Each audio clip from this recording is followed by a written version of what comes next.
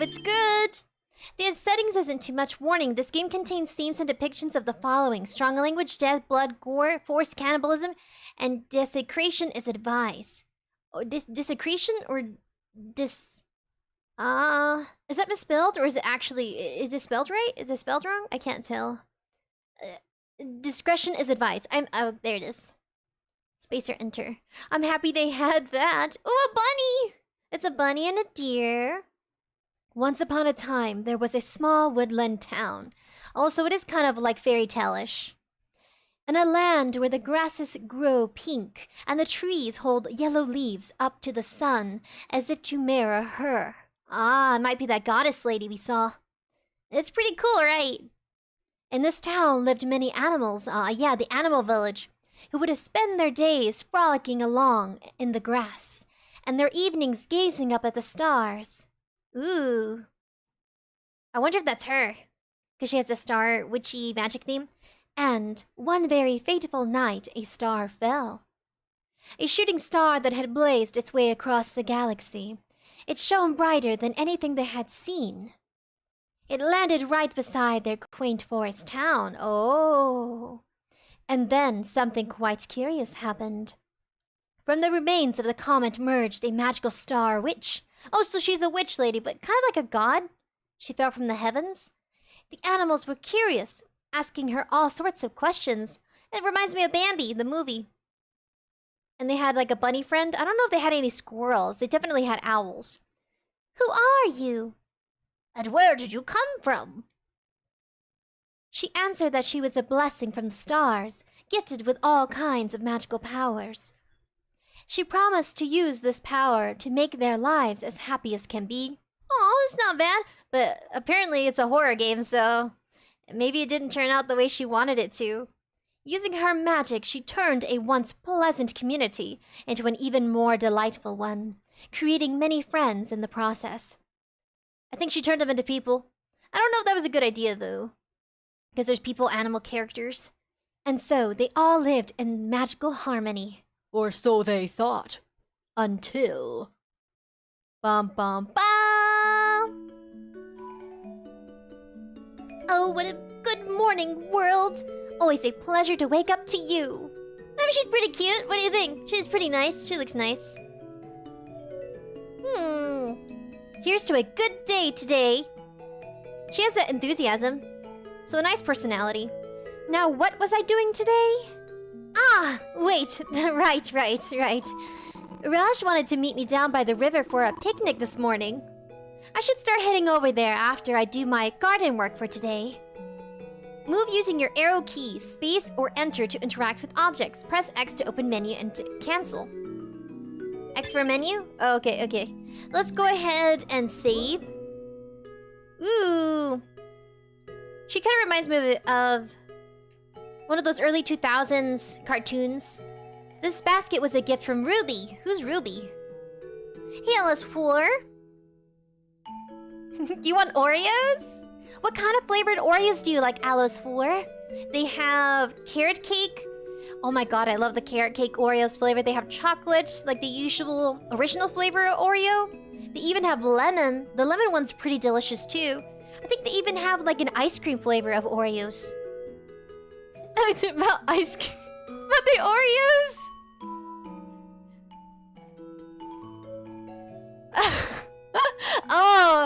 Oh my goodness. So 𝑩𝒆 𝑲𝑰𝑵, this game is a kind of cutesy horror game. It's gonna get gory and really messed up. We had a... What is it called? Oh goodness. I keep calling it desecration. A discretion warning. So the basket was from Ruby. Who's Ruby? These candles were a gift from Raj, who we have a picnic with today. So we're playing the main character. She's like this star witch from the heavens. The star plush was a gift from Lambchop. Ooh, is she a lamb? Lambchop was the first person to give you a present after you arrived here. You remember him being a bit sheepish presenting it to you. He said that he hoped you would think of him when you hold it. You do. Aw, do you have a crush on Lambchop? Your kitchen. You don't need anything from these cabinets right now. I wonder if she can, like, summon food out of thin air. Man, if that was a magical witch ability, that is amazing. Then I can see why she's popular. I would love to summon food out of thin air. Then you can feed just about anybody. We don't need our cabinets right now. Your cauldron. Oh yes, because we're a witchy witch. Is it possible we're a fallen angel? Because she fell from the heavens? I'm sorry about your teeth, Shinzo. Alice 4, you're saying you're the Riz King? Define Riz, Alice 4. Some of you guys come in here wanting to do some role-playing. You guys are funny. You use it to whip up potions and other magical concoctions to help your animal friends with whatever ails them. So you're like their medical doctor, almost? You feel like you've been using it more than usual lately. Uh-oh. Why? Can I look at her bed? Your bed. It's as soft as starlight. Why does this remind me of My Little Pony? Except she's like the human version of the pony. A soft chair for sitting with guests. You invite people over, but they're usually the ones inviting you out. Alrighty, let's go into the world. Let's try not to die today. Can I click on the mushrooms? What about this? What is that? Is that just a fence? Okay. I don't think we can interact with these other objects too much. Maybe the garden. Goodness, how pretty you are. I could stare at you all day. But I'm a bit busy for that. A little magic for you. Here we go. Oh, that's nice. She has little demon horns on her house. See, I think she's a fallen angel, not really like a witchy witch. You ought to check out your garden first. Like all of them? I thought I did. Oh, so auspicient. You're gorgeous. A bit of magic for you, and that's all you need. Do I have to interact with each? You grew so beautifully. Take a little water, a generous magic sprinkle. There you go. You should be good for the next few days. Trying to give her a distinctive voice of light and airy. Oh my, moon daisies aren't supposed to be this color. You aren't sick, are you? Here, I've got you. Ta-da! I definitely think she's a fallen angel. There you go. Feeling better? I'll leave a little extra magic for you. Oh gosh, I haven't been spending so long on my flowers, have I? Because you've been getting called out of the house to hang out with friends. You popular lady. Let me get going. You gotta see Raj. Raz, get out of here. Who's this? Are you Raj? Or are you that sheep boy? Good morning, lamb chop. Hi, Stella. Can I help you with anything? No. I just wanted to say good morning. Didn't feel right not to check on you.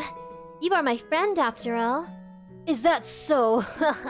Oh, aren't you the sweetest? Do you have any plans for today, Stella? You're always quite busy.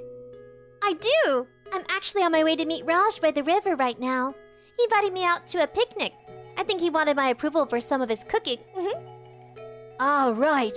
I remember Raj telling me about this. I even gave him some candy earlier for you guys to share. Really? You did? That was very nice of you. Are you doing anything other than running the candy shop all day? Oh, indeed I am. After the store closes for the night, I'll be heading over to Ruby's bakery. We're going to be trying workshop a new pie recipe for the next group picnic. Haha, I'd like to see Raj try besting us when it comes to the culinary arts. Oh, really? Gosh, that sounds like it'll be lovely and delicious. I'm trying to make her sound preppy, guys. RS2, buddy! Who else did I miss? Oh, RS2. Gotta miss you. Hi! Yes, you speak Spanish, but you are bilingual. Not bad, it's okay. It's okay, you can speak both if you want to. What's the answer? 1 times 1... Wait, what? Math? Oh. What is the answer to 1x plus 96y dash 67x dash 7898y? I don't know. I recommend a calculator. Is that algebra? Is it algebra 1 or algebra 2, RS2? Are you doing math? Are you trying to make me solve your homework, RS2? Trying to make me do your homework? Dang, you smarty. It's 66x dash 7802y. That sounds like algebra. Oh dear. Oh dear, oh dearie. Okay. It's so hot. Yeah, it's been so hot lately. It's the weather. Would I be able to help you guys, maybe? Oh, it's really not necessary for you. We'll be fine on our own, I promise. Well, if you say so. I ought to get going. I don't want to keep Raj waiting too long.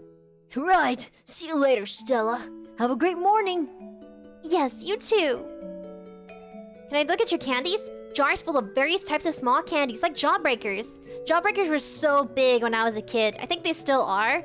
It'd be so huge. And so under each coating of Jawbreakers is a different flavor.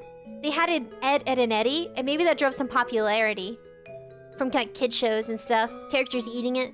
You're never sure how much lamb chop sells in a day. Jars full of various types of candies.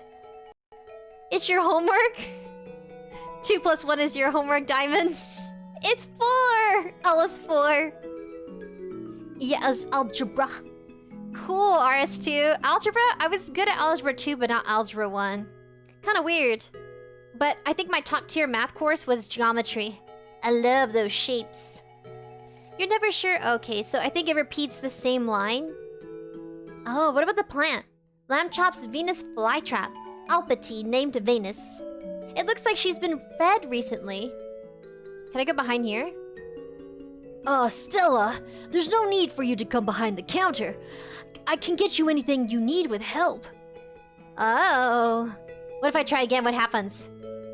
Oh, he repeats it. Okay. I thought he was gonna have a different line or something. Can I just do this? No. Alright, bye! Okay, we said hello to the candy store boy. The flower boy. He looked like a flower boy, right? It means like a guy who's kind of dainty, but also kind of like... They're very like... They attract a lot of females. And they kind of have like a feminine side to them, so they call them flower boys. You don't need to see Ruby in her bakery just yet. Oh, Ruby! Ow.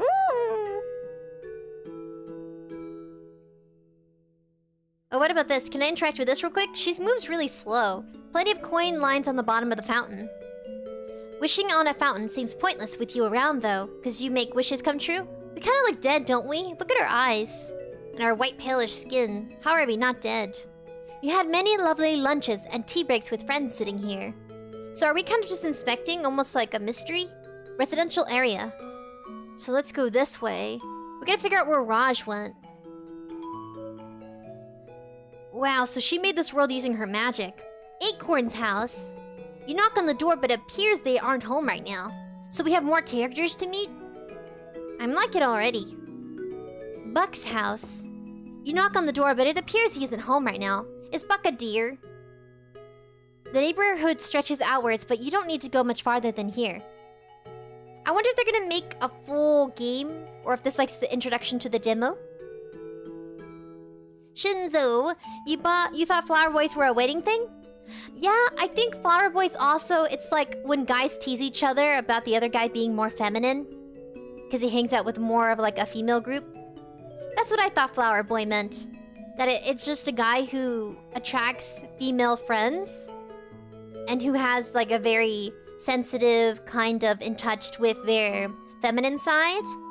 River ahead. So yeah. Oh my god! We just discovered a murder. No, we aren't doing this. This isn't that kind of story. Oh, she's angry. Is this Raj? Oh, Raj! I had a feeling. I was like, there's a picnic basket. Where's your head at, Raj? I don't think he can hear us though, Stella. Okay, let's find his head. There's a bunch of ketchup, hot sauce. Oh, is that it? Oh, is he a rabbit? Ah, there you are. Collected Raj's head. Can I reattach it or something with my abilities? There, that's all the blood done away with a quick spell. Now, to put your head back on your neck. Wait a minute, so if she can repair people, doesn't that mean she can kill people too? Like, she can go around serial killing people if she wanted and I mean... Oh, he is a bunny boy. I guess a bunny man. I think they're all like adults. There's no way kids would be living in their own house. And, you know, having mortgage pay. So yeah, they're bound to be adults. Alright, now we just... Aha! Ah, hello, Stella. Oh my god! I didn't think I can go that deep with my voice! Absolutely 30 degrees! Shinzo, X is just a placeholder. It says the value of X is whatever you decide it is to be RS2. No! That's a lot of ketchup wasted, right? A diamond's scary. Oh man. It was a lot of ketchup wasted. So messed up. You made it just in time. Raj, are you okay? Yes, why? Like, you feel fine? Nothing hurts you or anything? I suppose I do have a bit of a headache. But that might be just from me tripping onto the ground earlier. You tripped? That's all that happened?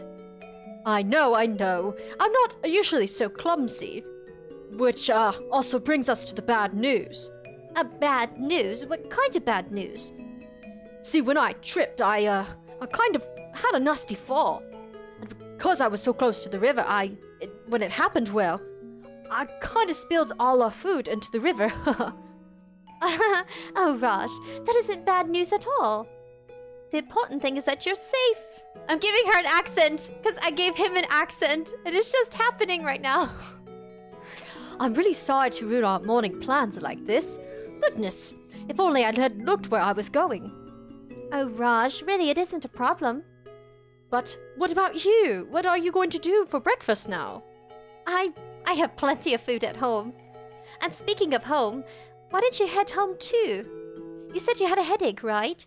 You ought to lay down and rest. Maybe use some of that medicine I gave you you stored at home. If you need more, just let me know and I'll make another batch. Haha, no worries, Stella. I think I've still got enough. You know best, and a nap does sound nice right now. But promise me we can do this again soon. I definitely won't drop anything next time, probably. No! Oh my god! Okay, Shinzo. Well, I'll see you soon. Take it easy. I know that when your teeth get taken out, you're very sensitive. Like, your face is very sensitive. I can't believe I gave them those voices. Da-da-da. I should look around for a bit. Is there anyone else outside right now? Can I take the picnic basket? Can I go through the flower field? No, apparently not. I don't see anybody. I think she's looking for the murderer. Because she knows something bad happened. Can I go that way? Hold on a minute. Let me see if I can travel this way. No? Don't we look dead? Are you guys ketchup or mustard fans, since we're talking about all that ketchup that was spilled? You know, winky winky, it sure was ketchup. Okay, let's figure this out. I don't see anybody.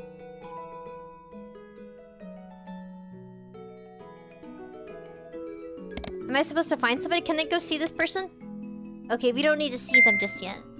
Let me go ask that flower boy if they saw anything. Because they're the closest shop nearby. I was thinking, like, maybe see Ruby or someone else. But I guess we'll have to wait and see them soon. Hey, dude. Do you know anything about what happened to Raj? Hi, Stella. Did you need anything? Yes, I need answers. I guess you don't got him for me. I like his candy setup. Can I zoom faster by pressing shift or something? Oh, you can move faster. So I'm holding shift now. Oh my god, she's a little speedster. Are we sure we don't see anybody else? I can't go behind here. Alright, Stella. I know you want to look for the culprit, but I don't think they're out here. So what could we do? Goodness. Am I supposed to take the picnic basket? I'm a little confused on what she wants. Other than looking for some person. Can I talk to the butterfly? Odd. Pinged! Welcome back, Pinged! So you just missed a murder! Someone got decapitated, like, hardcore. Okay, so I checked over here. Lamb Chop doesn't have any answers. What do we do? Do we go back home? Do I click on the cauldron? You use it to whip up potions to help friends. It says, have you seen anybody else? I don't see anybody else. Raj was the only person we were supposed to meet. I like we're walking faster. She cleaned up all the blood really quick, too. Like candy gumdrop trees? Has anyone ever played Candyland? It's a game board where you interact with, like, monsters and, like, nice people. It's like a fairy lady. I love the peanut brittle lady. Oh god, I love peanut butter. I love me some peanuts. I think that's it, Stella. I don't think we have anything. Can I press X? Options? Always dash? What does that mean? Oh. Oh, dashing means move faster. Okay, we'll just have it on move dash on, like... Okay. So I don't see anything. It is very colorful. For an edgy person? Yeah. But don't worry, it gets darker. It gets more disturbing. So don't worry. Not that edgy means disturbing, but edgy also kind of has like a grunge to it. You know what I mean? A little spike. It's not super kawaii. There's like edgy kawaii. You can see some ladies that'll dress up, or guys dress up in Japan. Like different types of kawaii. So let me check the fountain again. Coins at the bottom of the fountain. Let's see if we see anybody. Is that all it is? We just go looking around? So let's go over here and see if we see... There you go! Awesome, we get to meet the squirrel girl! Oh my gosh! Hi, Stella! Okay, let me see if I can give her a different voice. Oh my gosh! Hi, Stella! Hi, Acorn. How's your day? And, is it going well? Do you need help with anything? Let me see if I can give her a country accent. I don't know if I can jump from both and from like the sophisticated accent to the more country girl. She looks like a country girl. Actually, my dad could probably be a bit better. Oh, why do you say that? Is it anything I can help with? Maybe, I don't know. I needed some help watering some star flowers in my yard. Oh, star flowers are my favorite. Don't I know it? And I borrowed his watering can from the book the other day, right? So, of course I wanted to give it back to him now that I'm done using it. But, he hasn't been answering his door all day. I actually haven't seen him anywhere all day, even though I went looking for him. He wasn't in any of his usual places, and no one I asked has seen him. Really? And nobody at all? Nope. Well, maybe Lamb Chop, but he didn't give me any straight answers. How? Oh, what do you mean? I mean, he kind of seems to be in a grumpy mood today. I stopped by earlier and asked him about Buck, but he was half away into the back of his store. He said he didn't have any time to help me look for him or whatever, but that he was busy. I asked if I could at least see what he was so busy with back there, but he said it was a super secret. No boys or girls allowed.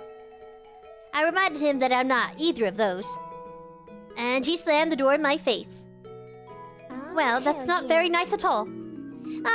It's not too bad. I think he's just angsty, that's all. I'm sure he didn't even mean it. I'm probably just taking it the wrong way. I don't know why he'd be getting so stressed over, though. Life here is a dream, especially with you around. Well, if you think it's just stress, then... you know, speaking of Lamb Chop, I feel completely silly. Silly? Yes, I stopped by his store this morning, and I completely forgot why I was in there, and I wanted to pick up some candy myself. I see. Yeah, I think you should go see him again. If he's in a grumpy mood, I think seeing you will cheer him up. You think so? What makes you say that? 'Cause seeing you always cheers me up. But also, I think you're his favorite out of everyone. I mean, I think we all kind of think you're the best, but I think he's always liked you the best ever since the first day you got here. That's sweet. I won't waste any of time then. I'll go see him. I hope you can find Buck in the meantime. You and me both. I tried! Thank you! Emo, you're emo. I believe in you, Diamond. You can do this, Diamond. You can make it through this. No need to go that way. So this is Buck's house. Nobody's here. I just wanted to check again. And this is Squirrely Girl's house.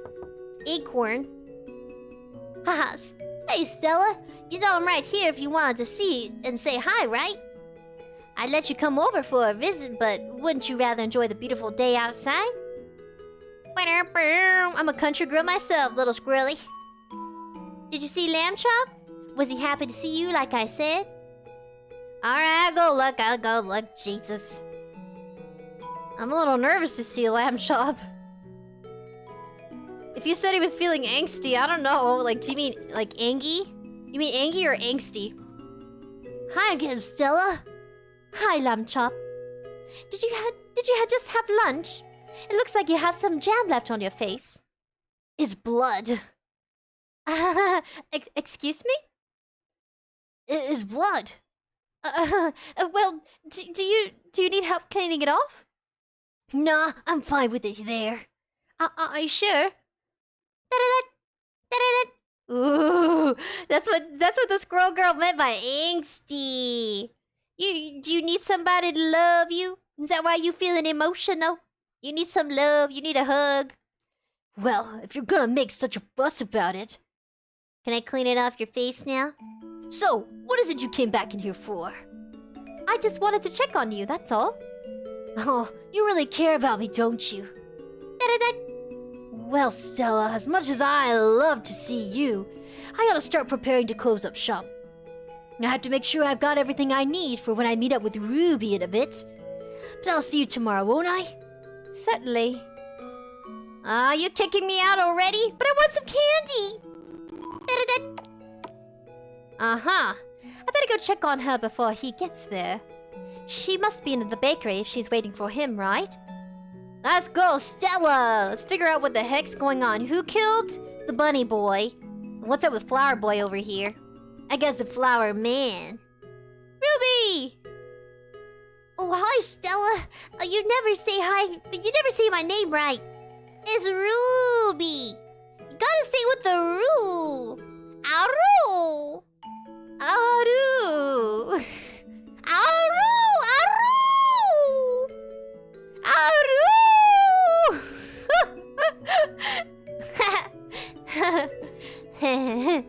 So, Ruby, Ruby, there was actually something I wanted to ask you about. Lamb Chop is coming over tonight, right? To try new recipes and stuff? Would you want me to stay and help? I know my way or two around the kitchen, you know. Oh, no, that's okay. I'd rather it be a surprise, yeah. That's right. I forgot. You like Lamb Chop. Hey, that's not true. It's not? So you don't care about having alone time with him after all? Oh, she has a crush on Lamb Chop! Oh my gosh, is it a town? Yeah, Pinched! It's a town! So this town is of animals, but originally I think it was a forest of animals. And Stella, the Star Witch, she came from the heavens, and she turned them into people, because she wanted to have friends and companionship. But it looks like it's starting to backfire or fall apart, because now there's murder. You know, that's what you get for turning animals into people. Like Beastars, that's a really good anime. They also had the manga to Beastars. It's like a world of animals, and they have this whole, like, there's the carnivores and the herbivores, and they have this big split between what's appropriate. But sometimes carnivores and omnivores fall in love, like a rabbit and a wolf, or a rabbit and a lion. I really like Beastars' dynamic. It's just a representation of people. Some viewers don't like it because they're animals, but I mean, you see that in kids' cartoons. You see them on Sesame Street, you know, those big-time, well-known cartoons. You see it on Disney Channel, Cartoon Network. You see it on Nickelodeon. Even like the older shows too. There's like animal hybrid people representations. Yeah, Zootopia too, Gatsu. Hey! Hey, Gatsu! Oh, there you are, buddy. Oh my goodness. I gotta make sure I check in with you guys. When I start reading the characters, I get a little lost in them. Because, you know, like, there's like this pacing to the wording. Yeah. Let's see. It's on Netflix, yeah! So I think they only have season 1 of Beastars. I mean, for anybody who hasn't seen it, I recommend the first episode. Give it a try. It's just like any other animation. And you just think of Zootopia if it weirds you out a bit. It's a little kind of like romantic. And there's some scenes where it's a little mature. So keep that in mind. That I think there is like a rating, an age rating on there. So yeah, it is kind of a little mature. The topics are about gore. And there's some death scenes, just FYI. It's like kind of like this game. It's a bunch of students and they're going through the world and changes. And some of them are... Their bodies are so strong, like bears in the story. They're so strong that they can accidentally injure or kill another person. Just by like shaking their hand or giving them a hug. And so the carnivores are trying to fight their internal instinct to eat herbivores. So like there's this big clash in how society treats each other. And then what jobs you get. And then like birds have to get licenses to fly, which is kind of hilarious. And they can only get their license when they graduate high school. Or for like certain reasons regarding work. You missed a stream notification? Oh, it's okay, Katsu. I'm glad we're chit-chatting. Oh my goodness, sorry. Binged. Okay, I'm a big time spoiler, guys. I am. I like getting spoiled on movies and shows and manga. I like when people tell me the story and then I just watch it and read it and I'm like, wow! I'm not so confused anymore because I know the story. Yeah, okay.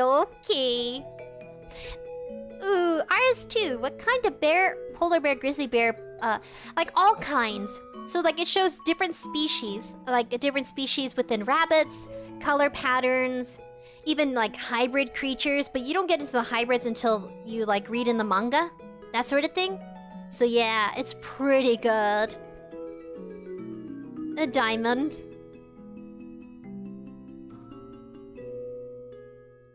So it says, so apparently she's in love with a lamb boy. Or I guess man. I'll say lamb man because they're like adults that run their shops and live in their houses. Almost like My Little Pony, but like humans. Or like, you know, Beastars. That's what it's called, Beastars! I'm just making sure you guys know the anime. It's good. It's really good. A little awkward. I scream at the romantic parts. I start squirming around. I'm like, wiggle, wiggle, wiggle. And I wiggle myself out the door and then I wait. And I wiggle myself back in the room when the scene's over. Like the romantic parts, you know what I mean? Like the kissy, holdy, huggy, intimate parts. I'm like, and I just like run for it. Even whether it's anime, a movie of like live action actors, actresses, like I just can't. I'm such a wiener. What?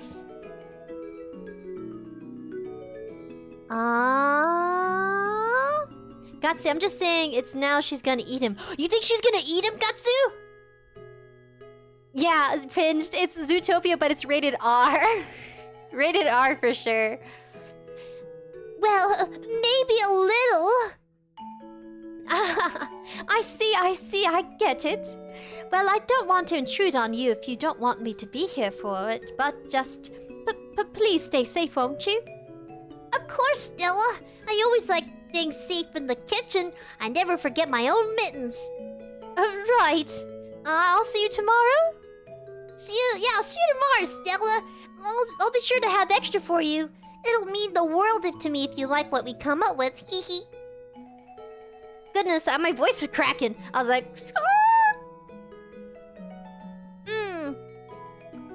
Like a raspy voice. I felt like a chicken just a minute there. You know when your voice cracks and you sound like a chicken? Like a buck buck buck chicken? Chickens have a weird raspy sound to it. Almost like a tire. Or like the window scraping. It says... RS2. There is My Little Pony, but human version, my cousin tells me. It is kind of... Oh, there is a My Little Pony, yeah. There is like different spin-offs too of My Little Pony, where they have a movie where they turn into actual kids. Gatsu, I think about it. She's a wolf and he's a sheep. Maybe you're right, maybe she does want to eat him. There's dozens of sweet treats underneath the glass. You're always surprised by how Ruby can turn out all by herself. Can I just read all of them? Oh, they're the same. Can I go back here? You can't go in there without Ruby's permission. Ruby! What about over here? Is it different? There's dozens of sweet treats underneath the grass. You're always surprised by how much Ruby can churn out all by herself. Wow, can I check this? I guess we leave you then, Ruby. Ruby! Ooh, the sun was setting. That's cool. I thought it was gonna be like the same color outside. In the environment. Sunset. It's already getting late. I suppose I better get home then. Can we make a wish now? No, she doesn't want to make wishes. Let's go check on the squirrel girl. She doesn't eat them. You've seen it, Diamond. Pinged! What happened? What happened?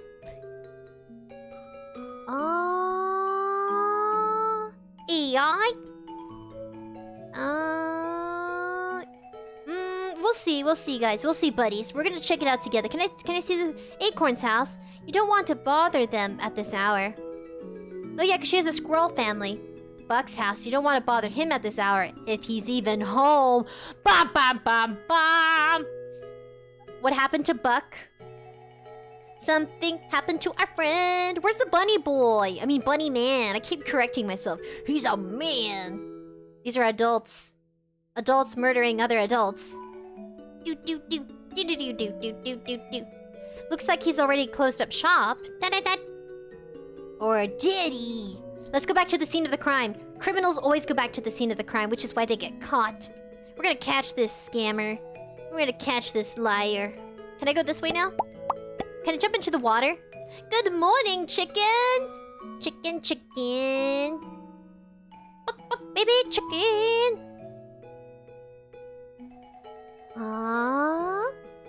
Good morning! We're playing a murder game. We're the detective, apparently. Let's go in here. Almost like mayor of the town. Do we sleep? It's bedtime, isn't it? Yes. Go ahead and sleep. Alright, we're gonna wait. Da-da-da. Stella. Well, I'm all ready for bed. She a thick lady. Aww. She's a curvy lady. Da-da-da. Gosh. What is he doing right now? I should... Da-da-da. Oh, lamb chop. I hope you're not being too rough on her. She's softer than the others. Da-da-da.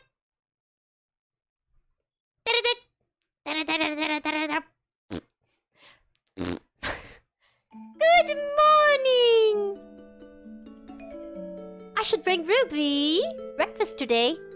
I'm sure she's hungry after working with lamb chop all night. I have to get my ingredients before I can see Ruby. Alright, let's go get it then. Now, let's see here. A little of this, definitely this. Okay. Yes, this should be more than enough. Don't worry, Ruby. If anything went wrong, I can fix it. Aww. She has a... Is that her purse? Oh no, that's the bow behind her. I was like, what is that thing traveling behind her back? It's a bow. So Lamb Chop gave us this gift. You think about him. Basket was from Ruby. Candles from Raj. Raj is the bunny boy. Alright, let's go. Let's see. We don't have to greet our flowers today. Let's... Oh, you have to make sure Ruby is okay before anything else. Oh. Uh-oh. You need a chicken sound alarm. Does anybody want to make chicken noises?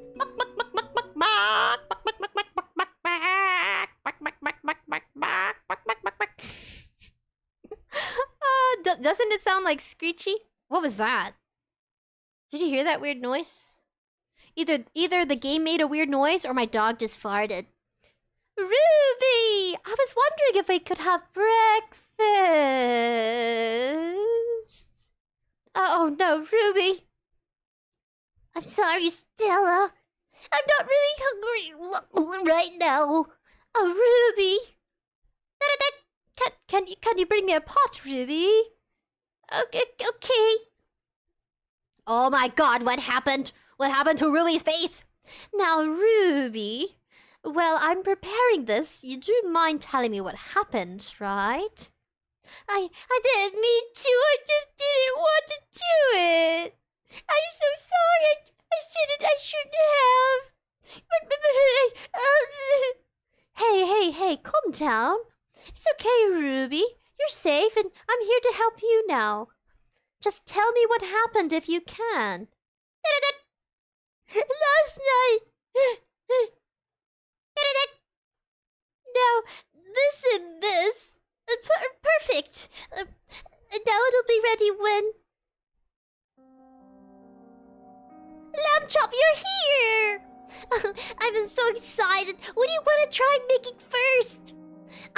Wait, you've already got a basket. What did you bring? Can we use that for the first pie before it goes bad? Ah! What the heck is that? It looks like a freaking... What?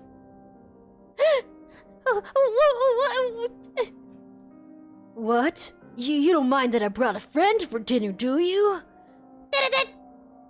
Eat it. Huh? Did I stutter?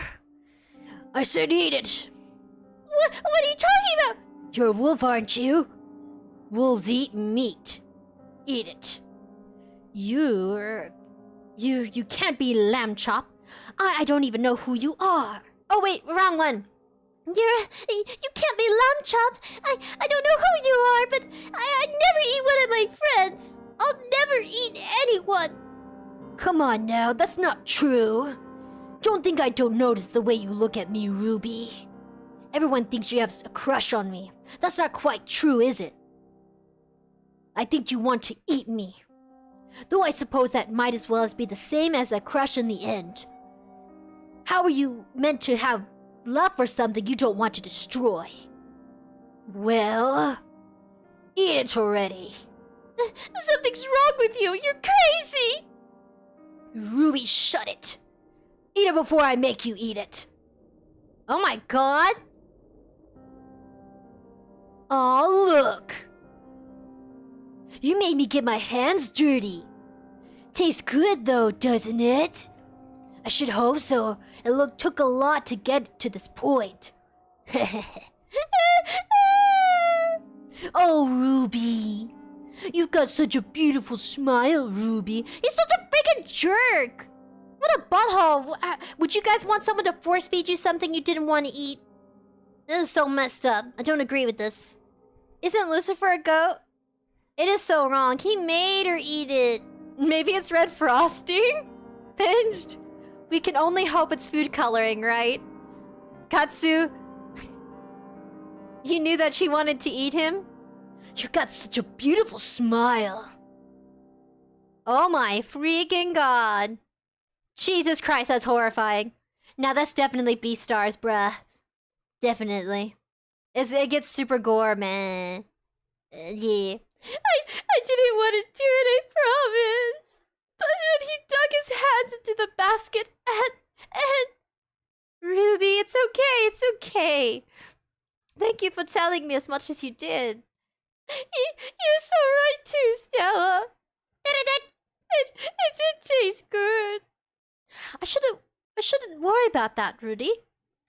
Ruby? Alright, Ruby. I'm all done. Now let's wipe your face and drink this for me, okay? I promise you'll feel a lot better. Stella, I don't know. I don't feel so good.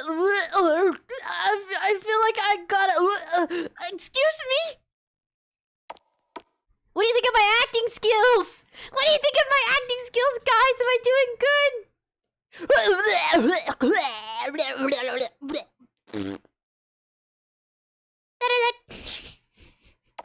Hey, Songwon!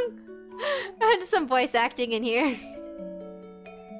Wowie, I feel so much better. You were right, Stella. Oh, good. I'm so happy to hear that.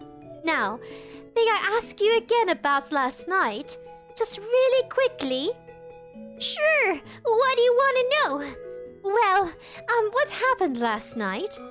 Well, 𝑙ambchop came over to make pies with me. And? That's all I can remember, actually. I'd like to tell you what kind of recipes we tried out, but I honestly don't recall. It's kind of blurry almost. All I can think about is how excited I was when I saw him come through the door. Everything after that just isn't really coming to me. I may have been daydreaming the whole time. Oh, no worries. No worries at all. I'm just happy to see you and smile about it. Though I do wonder, I'll see you later, Ruby. I need to go check on something. Okie dokie, feel free to come up and pick some sweets. Treats for yourself on the way out. Alright, I'm gonna take your offer, I'm sorry. I want a donut. Can I have some? Can I have some, please, Stella? Can you feed me a donut? It's the same dialogue from earlier. This is so unfair. I want some. She offered we can have some. Can I go in here? Oh, poor Ruby. That was so messed up. Oh, Shinzo, you missed the murder. Katsu, Sprinkles, are you a voice actor? I'm working on it, Katsu. Thanks. I really am trying. I want to make it so much fun for you guys. Just theatrical. Buck? Ah, Stella? Oh, Buck, I'm so happy you're alright. Do you, this might be strange, but where did you come from? You noticed it too, huh? I thought I could have sneaked out undetected. It's really weird. I went to go get help lamb chop or something, and then I just woke up in Ruby's bathroom.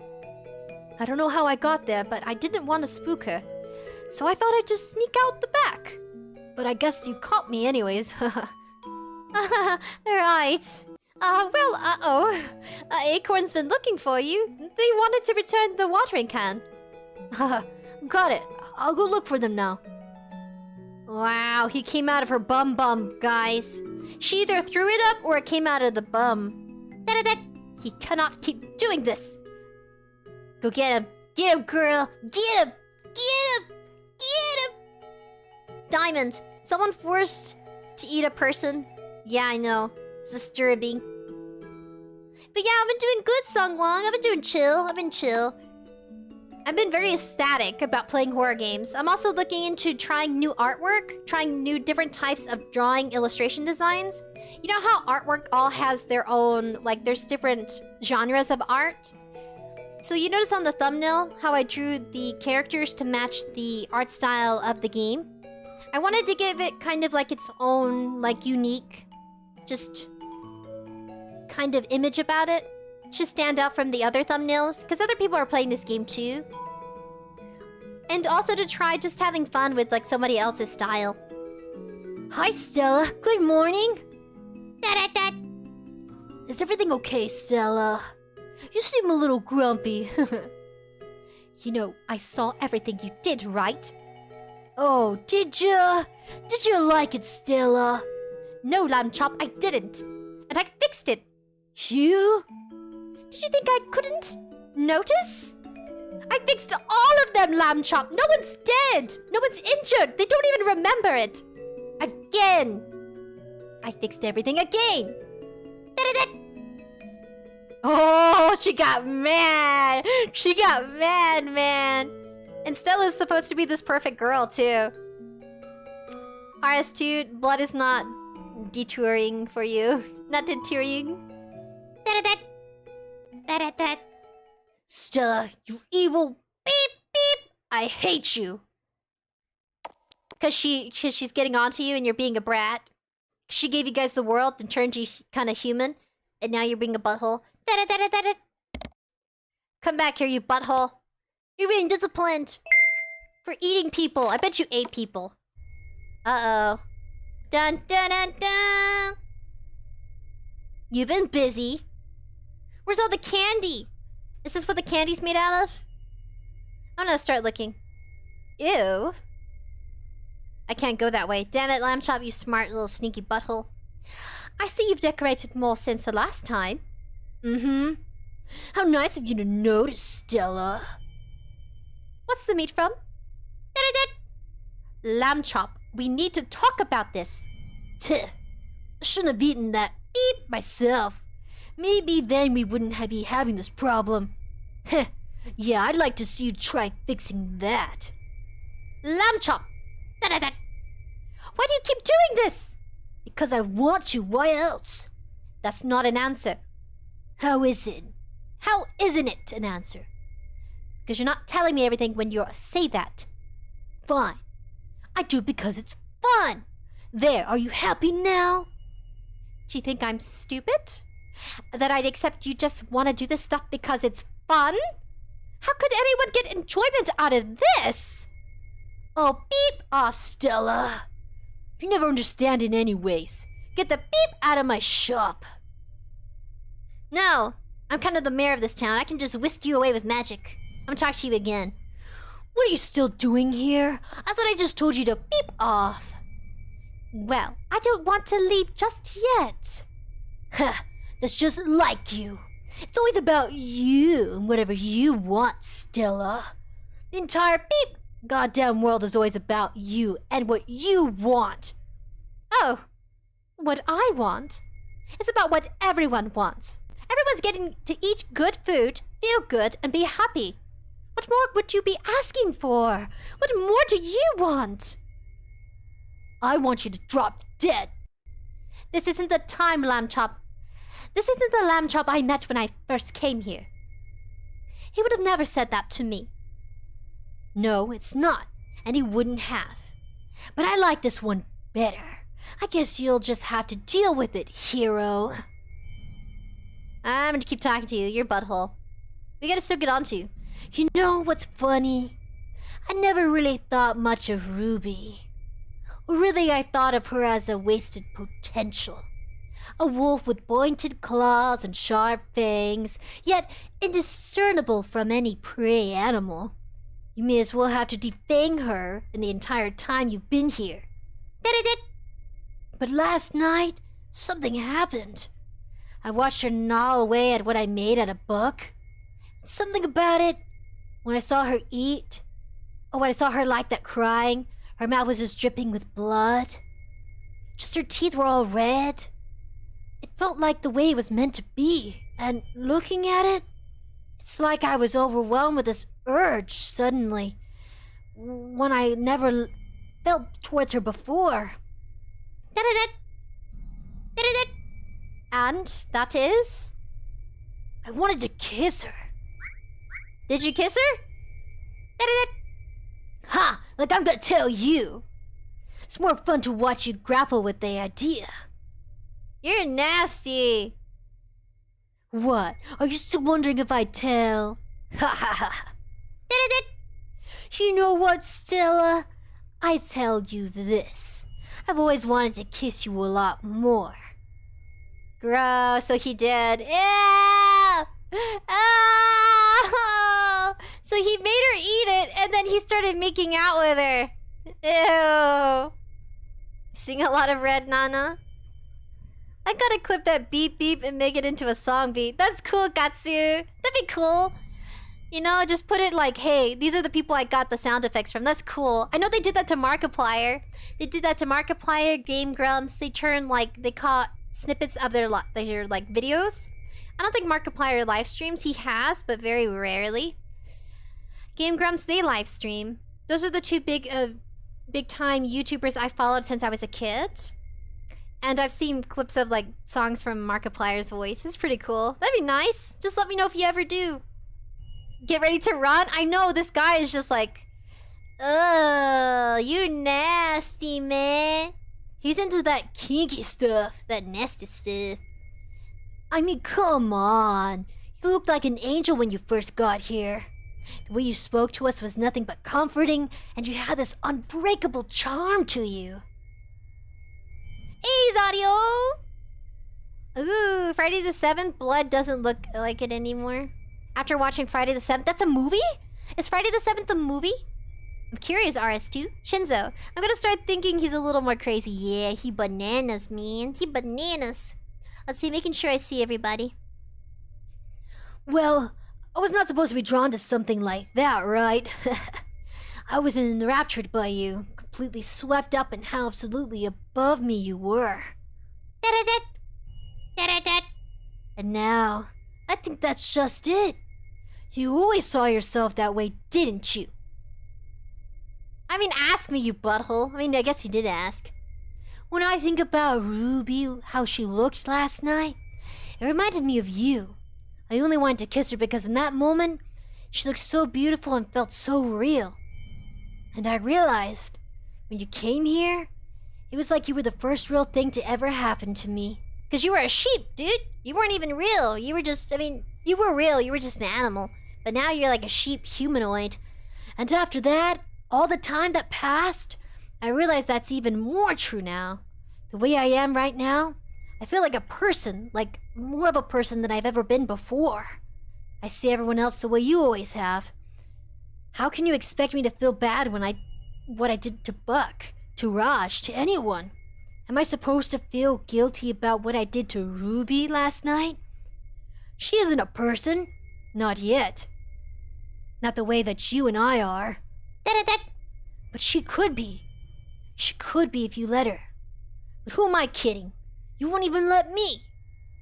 Let me save real quick. Yeah. Ding, ding, ding, ding, ding. Okay, let's talk. But Stella doesn't want to be surrounded by people, does she? She wants to be surround herself with friends. Everyone here is your friend, right? That's what I am to you too, right? I'm your friend? That's so funny. I don't even recall you being mine. Excuse me? Huh? How can you say that I'm not your friend? Everything I do is for you. Aw, did I make you mad? You're really cute when you're mad, Stella. Kinda proves the point though, doesn't it? My second something isn't the way you want it to be. You get mad. Imagine how I feel repeating the daily cycle of living in a sugar-coated hell. If anything, you should be happy it took me so long to get to this point. But no, you wouldn't be happy for me no matter what I did. Because that stuff isn't fun for me. Isn't the stuff that Stella likes to see. And everything that doesn't fit into Stella's idea of a comfortable and perfect world has got to go, right? Maybe I'd be happy for you if your idea of fun wasn't killing all our friends and making them eat each other. Did you ever think about that? Of course I have. But then I thought about it some more. And do you really treat them that much better? You really have completely lost it, haven't you? Oh, you're so funny. Who do you think I learned how to love from? If this is your idea of love, then I can't believe you'd even compare it to me. I don't love like this. Oh my stars, you can't even see it, can you? You're delusional. Explain it to me then. How are our ideas of love possibly the same? All right then, let's take a look at the way you love, Stella. You arrive here on a falling star, and the second you do, you take this entire town into your hands. Oopsie. It's glitching. Okay. Before anyone knows it, you're fixing all their problems. Problems they didn't even know they had. Problems they never asked for help with. Suddenly, you're the center of their lives, of everyone's lives. They're planning their days around you, doing things that they hope will make you happy in the end. You've consumed their minds just like you did mine. And so when I think about it like that, it's really clear to me. You have no idea how to love anything without eating it. And now I'm not sure if I can love any other way. Damn. I know 10 minutes of useless dialogue. What is this guy even talking about? It's so weird. He's extremely down bad for Stella. That's what I'm thinking, Katsu. He has this big crush on Stella. He wants to make her jealous. Use Ruby. You know, Stella, I think we should get married. You and me, husband and wife, what do you say? We've already bound each other together in eternal misery. Might as well make it official. Yeah, Katsu, you called it, me. You called it. He's just going on forever. What do you think about him, though? What is your review of this guy, Lamb Chop? Maybe by the end of it all, we'll finally eat each other. And then neither of us will be winners. Lamb Chop, stop this already. You can't understand. Can't you understand? I don't want you to be miserable. Ha! You fooled me. You've been doing nothing but making me miserable for who knows how long now. I want you to be happy, Lamb Chop. Of course I want you to be happy. But I can't get behind this. I just don't get it. Everyone else is happy with the way things are. You can't be, can you? What is any of this doing for you? Okay, now you're really starting to get on my nerves. You're not even listening to me, are you? I mean, why would you? Of course you're not listening to me. Because I'm not saying that I'm not saying what Stella wants to hear. You just want and want and want. It's all you'll ever done for this moment you landed here. Just want what you want, and so you take it. With no regard for anyone here. Because what do we want? We want what's supposed to be... We want what we're supposed to want. And what we're supposed to want is to make Stella happy. And if something's not right, making Stella happy, then there's something wrong with the things we want. Because Stella, beautiful, dumb, aggravating, celestial Stella, can never think about anything other than what she wants. And she can't handle that for the first time since she's got here. It isn't about what she wants. It's about what I want. Dang. See you later, Diamond. Then what is this that you want? I want misery, Stella. I want death. I want my life. Nothing ever meant anything with you around. Not unless it was about you. We have picnics and it feels like nothing. We throw tea parties and festivals and there's nothing. I realized at a certain point that when you smiled at me, there was nothing behind those eyes. I had never been a person to you until all of this. We, all of us have always been just accessories in your vision of perfect world where everyone needs you to feel like you're great. But now I'm somebody. I'm somebody and you hate it. I'm happy and I'm doing something that makes me happy. It makes me happy even when it doesn't make you happy. And when you look at me now, you're seeing someone. And all I had to do was everything you hated. Isn't that so funny? He sounds like a yandere boy. He just wants to get the attention of his lover. His potential lover. The funniest part is that I feel like I finally understand you. Because when I watched these beep die, I never felt more alive. Because now I get it. I finally feel what you felt all this time. Control. But I'm not supposed to. That feeling's reserved for Stella, right? So she'll stop me at every turn, at every corner, and just like always, the story returns to being about Stella again. Ha! Saying it out loud, there's an odd sense of joy in knowing you're just an awful person like me. And maybe even more, when we consider everything that led to us being here right now. Maybe that's why I still like you after all this. Your mind's more beep up than anything I can come up with. Yeah, that's right. That's what I still love about you after everything. I can never get enough of how awful you are. I aspire to it. Is this the end? You know what? Beep sucks, though. I said it anyway. Super duper something! I'm glad this game was recommended to you. Even this isn't going to last forever.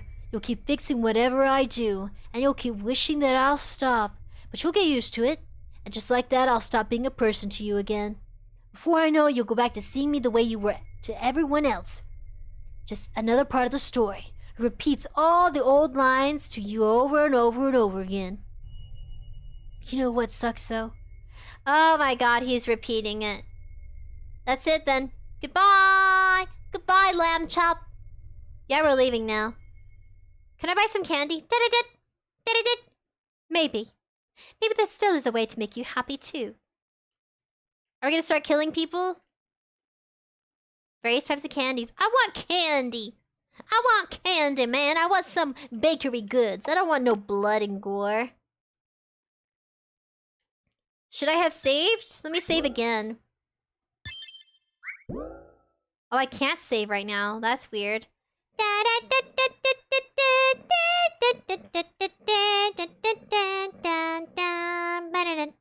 What does this remind me of Animal Crossing?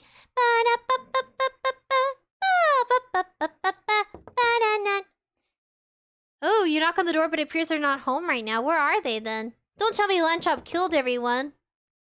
He isn't home either.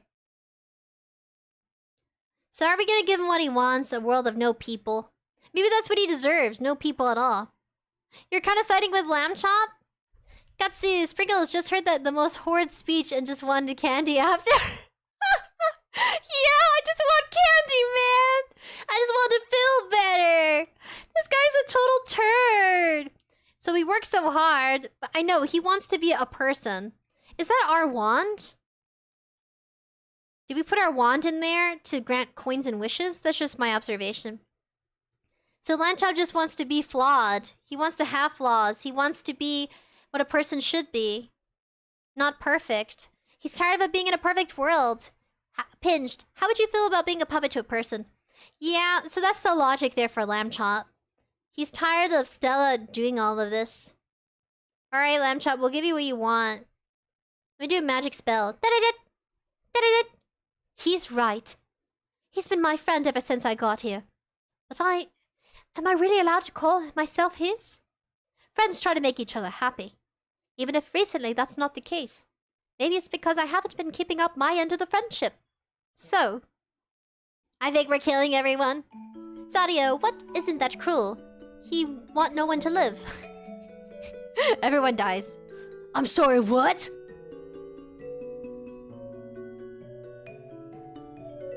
Are you happy now? Are you happy? Sorry, why? I do want candy. Alright, what are you trying to pull? I'm not trying to pull anything. Then what's all this for? You don't expect me to believe all this blood and guts are real to you? Haha, you're correct. It's all just magic and decorations. Why? I thought you hated this stuff. I do. I think this stuff looks awful. If it was up to me, I'd rather tear it down right away. But you like it. And I'm your friend. And I can care for you. And the things that makes you happy. We live here together, and I want you to feel like you're nobody here. I also, was maybe hoping a bit that if you're happier, you'll stop killing everyone a little bit. Ha! Well, Stella, you're right. You wanted this to make me stop? Seeing it makes me feel more motivated than ever. Gosh, if what I do leads you to do all this, I need to up the ante. I gotta keep going. I need to do things that are really stick. I need to do something so messed up that you have no idea how to fix it. That's not what I wanted. Come on, Lamb Chop. I'm doing this because I wanted you to be happy. So do I. Even still, wouldn't you be happier if things that were like this anyway? Excuse me? You like playing hero, don't you? How are we gonna do that when there's no villain? I like the decorations, by the way. They remind me of you. Very pretty. And that's the end? No! Lamb Chop! I'm happy that we're friends. I know you are. Ah, she agreed! That's so twisted! Don't tell me this is an ending. The sheep said to the witch. And they lived happily ever after. With blood! Wah, wah, wah. The end of the beautiful fairy tale of blood and gore. Credits. The game was credited by SF ArcadeKitten using RPG Maker in the font corpse Daniel Regatin. The additional music and sound 𝐷𝗚𝗏𝗀 K131 by Kevin MacLeod. Free download over here at File Music Iowa. Okay, you can download the song for free. So you can have the music if you want to play it. I wonder if I can use the music as a background music for our channel. Plugins by Yanfly, Victory Sant, Gale, and Alkilia. Special thanks to my Patreons, Alvalite, Manisha, Bakobashu, Buzzbutt, Macario, Cedar, Charlie Henry, Christian Roland. I don't think I'll read all of it. So sorry. Thank you for playing! Oh my goodness! Thank you for putting on a show for us! Ta-da! Is there multiple endings? Multiple endings? Hey, number one! It was a really bad ending. Let's try again. Wait, I made a mistake! I made a mistake! I made a mistake! I wonder if we can have another ending. Nah, it's okay. I'm gonna see... So it's a free game you get to play. So it shows the rabbit, the squirrel, and the deer. Okay, okay. Let me just skip through her dialogue, because I want to go back to my save.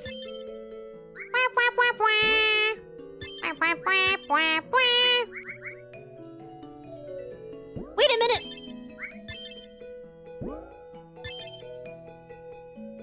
No!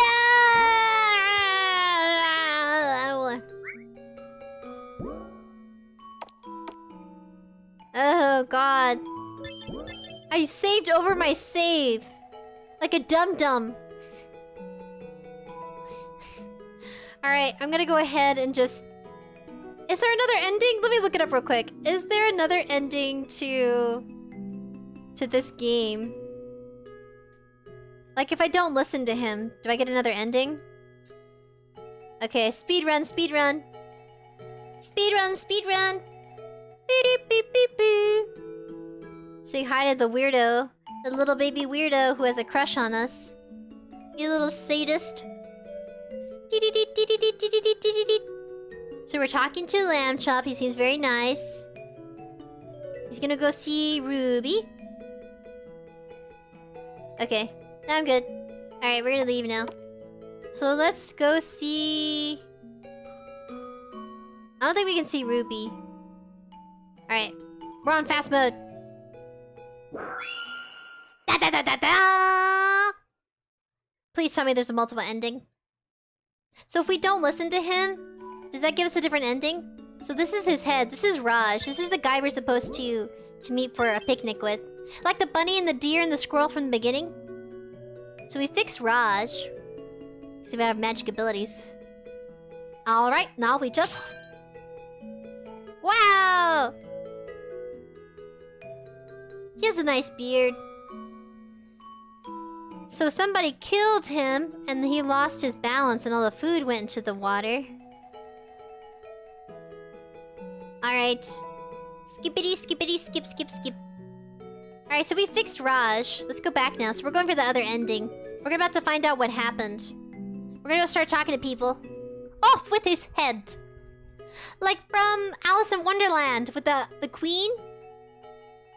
Did you guys see the second movie of Alice in Wonderland, the live action? There was more to the story why the queen was so crazy. Her head got injured by her sister, and then it never stopped growing. And then the rest of her body just stayed tiny. So this is a squirrel. So she's talking about how Lamb Chop has been crazy. Skippity, skip, skip, skip. Because it's long. No, you did not? So, Alice in Wonderland... Wait, oh, let's see. We're gonna go see him now. And then we'll have to click this one for extra clues. So, Buck is missing. Our townspeople are very small. Why is everything made out of candy? Can't talk to Ruby. Alright, let's go... Let's go talk to the lammy boy. It does sound spooky. So yeah, Alice in Wonderland, between the two sisters, there were two queens. And they were against each other, but it turns out the red queen versus the white queen. The white queen and the red queen are sisters, in the lore of Alice in Wonderland. The red queen had an accident because the white queen, as a child, had wanted something about a cookie. And the red queen didn't take it, but the white queen did when they were princesses. And so she got punished for it. And then there was an argument because the red queen was confronting her sister when they were kids. And the white queen, something about, like, her magic abilities had injured her sister's head. It got too big. She went crazy. Yeah. Oh, the blood on his face. Can't you grass candy? I think there is candy grass. If you go to certain stores, they, like... You can go to some cool retro stores, and they actually have grass that looks like they actually have candy grass. I think it's really just like... I don't know what it's made out of. It could be taffy. Yeah, look it up. There is candy grass. Not growing out of the ground, just something they make for the fun of it. Or gourmet grass. It's like a treat. Oh, am I stuck? Oh, there we go. Yeah, I'm not kidding. This game matches your aesthetic. Oh, the candy! Yeah, I do like me some candy. I do, buddies. I want to have a tea party on some mushrooms. Wait a minute. Let's go check out Ruby, I forgot. So we're going back, retracing our steps to see if we get an alternate ending. There's gotta be multiple endings. So she's the wolf girl. Ruby! That's so cute. And she becomes a murderer. It grows, nice. No, I'm being for real. There is a candy. It's a gourmet candy. And it's supposed to look like grass. There's even... Okay, there's this cool recipe. It's really easy to make. All you need is chocolate pudding. You need shavings of dark chocolate. And then you need gummy worms. And I think there is like that gourmet candy you can get and it looks like grass. It's just really sweet, like frosting. And yeah, so they call it like dirt earthworms. It's like a little party tray kind of like finger food you can get. So you get a small pudding cup. Then you make some chocolate pudding and you put that as a layer. Then you get the chocolate dark shavings and you put it like it's the dirt, like the soil dirt. And you kind of just mash it together. You can even look up, what is it? Something cookie? Not grumpy cookie. She does baking stuff. Something cookie. She's really cool. Sugar crystals grow. Yeah, they do! Super sugar crystals grow. It is creative candy. So we had that as kids. We did some gardening kind of club activities. I think we were in elementary. And they promised us some chocolate pudding cups that look like dirt and grass. And it had that gourmet grass in it. It's something you can buy in like small bundles, but I'm not sure where. Yeah, so the gummy worms were supposed to be earthworms. They have sour sweet gummy worms, and they have like the octopus gummy worms too. Dog.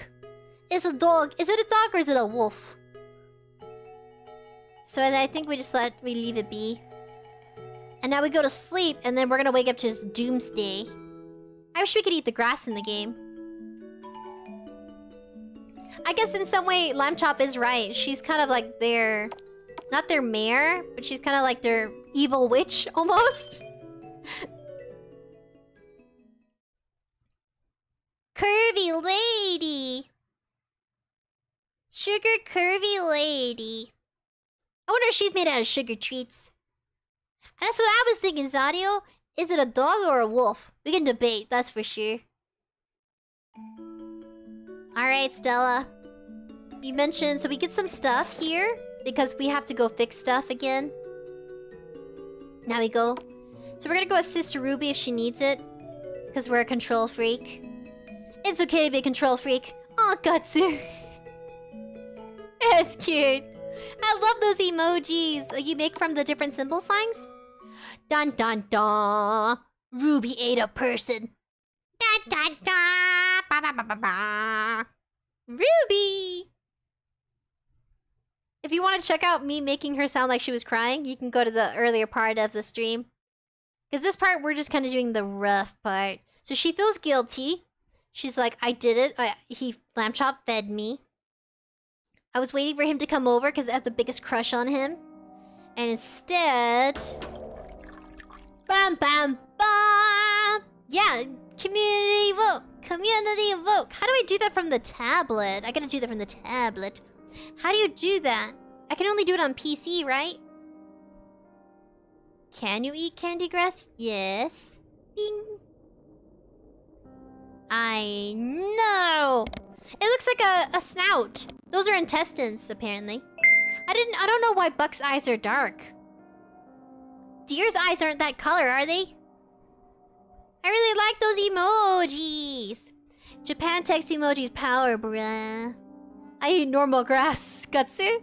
Cause you're a kitty cat icon. You eat the nice cat grass. Cause a cat icon. Did I stutter? Eat it. What are you talking about? You're a wolf, aren't you? Oh yeah, confirmed. It's been confirmed, guys. She is a wolf. You're a wolf, right? What if she's a dog? What if he's wrong? What if Lamb Chop is wrong? Eat it! You can't be Lamb Chop. I don't know who you are anymore. And I never can eat one of my friends. I'll never eat anyone. Come on now, that's not true. I really like this part. It's dramatic. Your teeth are dying. I'm sorry, Shinzo. I don't think I noticed the way you look at me. Don't think I don't notice the way you look at me, Ruby. Everyone thinks you have a crush on me. That's not quite true, is it? Yeah, because it's my favorite part. It's so dramatic. She's a wolf the whole time. Yeah. I think you want to eat me. Though I suppose you might as well be the same as a crush in the end, right? How are you meant to love something you don't want to destroy? Yeah, okay. Okay, here's the... You know how he says, how can you not love something you want to destroy? You see, to hate someone, you have to love them. And hate is to love and love is to hate. They're like universally deep emotions. You can only hate somebody if you truly love them. It's like, you know, loving someone is to accept them as they are, for even their flaws and mistakes. You know, that's love. It's to love them even if love them like the sunshine comes out of their butthole. Love them even if they're perfect or imperfect, you know? So that's what he means by love and destruction. I'd prefer it if it said love or hate. But he said destroy because he's like really angry and angsty. Yeah. But yeah, that's what I learned growing up. People say, oh, I hate you. Ooh, I'm so sad now. You know, that kind of thing? Iconic in anime and cartoon shows. But love is like a deeper thing. It's something that develops over time through a relationship and connecting. And, you know, it's okay. Loving someone could even mean you have different hobbies or a different lifestyle. You know what I mean? So then I thought to myself, that must be exactly it then. So just know if someone says, I hate you. Ooh. Remember, they can't hate you unless they love you. And I mean true love. I mean deep love. So remember that. If you're hurt, if your feelings are hurt because someone's saying they hate you, you know how kids are. And then they grow up into teenagers and they still say, I hate you. Ooh. Or adults too. It's like adults are just giant babies with responsibilities. They still have tantrums like they did when they're kids. Now that's where I feel for people. I feel for people that get triggered in public or get provoked in public. And they have their like little like tantrum or like meltdown because based off their childhood. You see, the way parents handle their kids and their child's tantrums is the way that child is going to grow up and feel as an adult when people treat them a certain way when they feel overwhelmed and emotional. Kind of like Lamb Chop here. Just as an example. That's why you see people, I mean, they make fun of each other on videos like, ooh, look at this person meltdown at the, you know, at the supermarket, blah, blah, blah. Well, you can't really just start picking at them and judging them. Maybe their upbringing wasn't so well where they were heard by their parent. Maybe they were yelled at the whole time and they wasn't explained to them why they're in trouble. You see, when it comes to discipline, it's always good to talk to children because one day they're going to grow up and become an adult. And they're not going to know what they did wrong. All they know is that they got disciplined and were yelled at. So you have to explain it to them. Because they're kids, you know? And that's how I see it when people have meltdowns at supermarkets or public spaces. I really feel for them because everybody has meltdowns. No one should be made fun of for or laughed at. Because it's their feelings, dude. Maybe it's like a traumatic experience. Like maybe something else happened when they were a kid. And they just grew up and they never came to have closure or acknowledge why they get so upset. It could be something they have unresolved. Unresolved, you know, as in like, they haven't fully understood what happened. And that traumatic event... So trauma is an internal thing. Traumatic event is like the definition of the situation. It's like defining the situation when you say traumatic, then event. But they say trauma is an internal thing. It's something that can't be touched, but you feel it. And you know it's there. Yeah.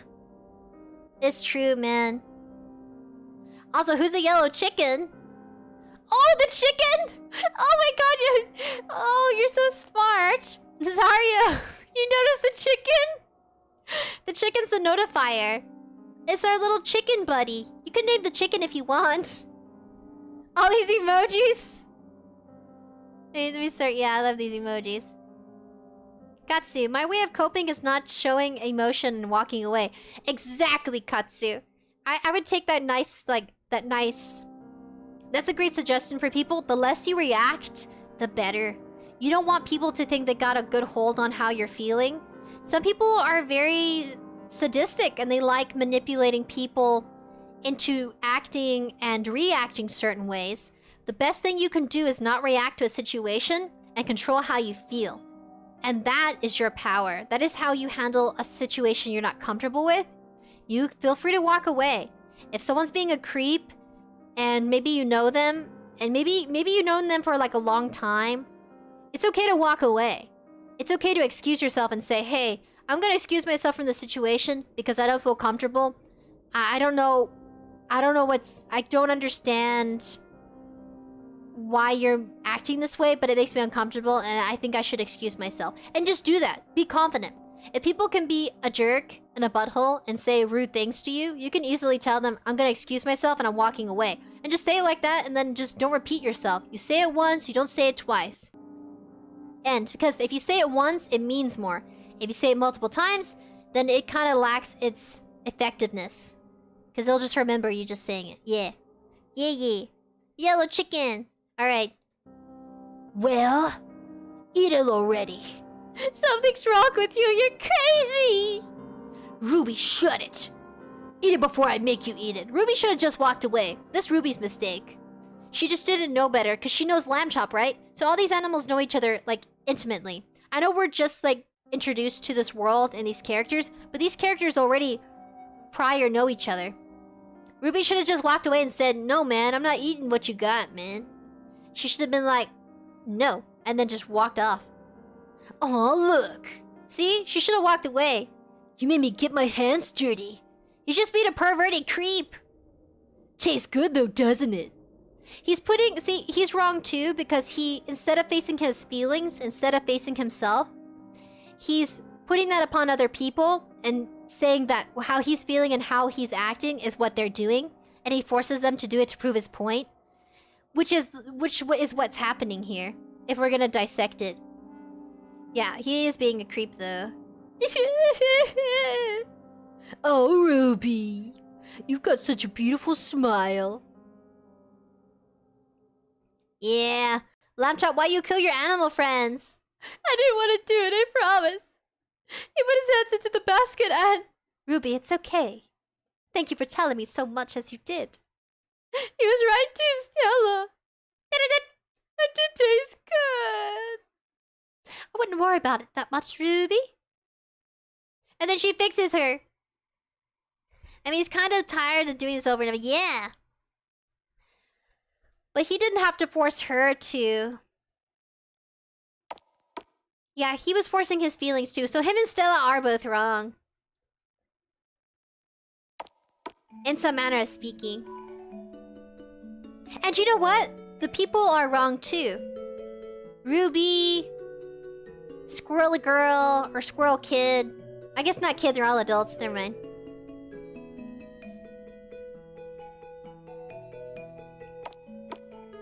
You see, everybody's wrong. Everybody needs to be individual. Everybody needs to voice out how they're feeling. And that they want to make their own decisions because they're adults, you know? They can wipe their own booty cheeks. You can make decisions. If you can wipe your butt, you can do it. You can do anything if you can take care of yourself. So that's Buck. Why is his eyes, like... The white of his eyes are dark in color. It's kind of cool and edgy, though. But yeah, that's my point. You see, if it's really a problem, they all need to speak it out. But since Lamb Chop's the only one that has a problem with it along with Stella, it's kind of like it's their personal problem. It's their personal tiff. Alright, so we're gonna try this again. It says, I mean, the wolf are predators, so they need to eat meat. They do. That's exactly what you're faced in Beastars. We're like the predators versus carnivores and omnivores. The carnivores, they eat like substitutes. Okay, we gotta follow this guy. We're only gonna listen to what he says once, and then we're gonna see if we get an alternate ending. Because it's optional that we get to listen to him. You feel sick now? That was pretty nasty. So we're gonna talk to him. And he goes on this long tangent. And so we're trying to get an answer as to why he's doing it. He just needs a better hobby. This one's too dirty. Where is he getting that meat from anyway? You know what? If he wants to change his job and be a butcher, he needs to be a butcher somewhere else. He can change towns. He doesn't have to stay here. You know what I'm saying? He's over here expressing how he feels. He can just move away. You don't have to stay here, Lamb Chop. You can just walk out. Oh, Lamb Chop, I tried to help you, but I'm not sure if you can be helped anymore. If that's the case, then. What are we gonna do? Is this an alternate ending? Dang it, I should have saved! I didn't save! I didn't save. I should have saved. What's gonna happen if we didn't listen to him? Are we gonna do magic a spell and he dies? Oh, Lamb Chop, I didn't want to have to do this, but you've given me no choice. You won't let me help you, so I have to do it on my own. Uh-oh, something else is gonna happen! Good morning, sunshine. What a beautiful day it is today. I should go check up on Lamb Chop today to see if he needs a little help. What did we do to Lamb Chop, bruh? What did we do to Lamb Chop? Oh my god! It's an alternate ending! Oh my god! Good morning, Stella. Good morning, Lamb Chop. How are you doing today? You seem a little angsty. Haha, aren't I always? It's alright, I just, I gave myself a bit of paper cut this morning. It started bleeding and it really icked me out, you know? I prefer to avoid blood when I can. Oh my god! He's different! Oh my god, what the heck? I'm sorry. I'm shocked. Okay. God, I see. I know how you catch with blood. Well, you always know who to come to if you ever need a bandage or something to kiss the boo-boo better. Of course! Thanks, Stella, you're the best. Who is this guy? It's not Lamb Chop. It's who's this? Thank you, Lamb Chop. I'm happy to hear you think so. Oh my freaking god. Wrong end. Bah! Bah! Bad sheep! Bah! Oh my god! Red headphone users. Because of my laugh! Oh no! Because of my laugh, man. Okay. Can I continue? This is what I meant to do last time. It won't be for much longer. Let me see it. Oh, dang it! I should've... Dang it! No!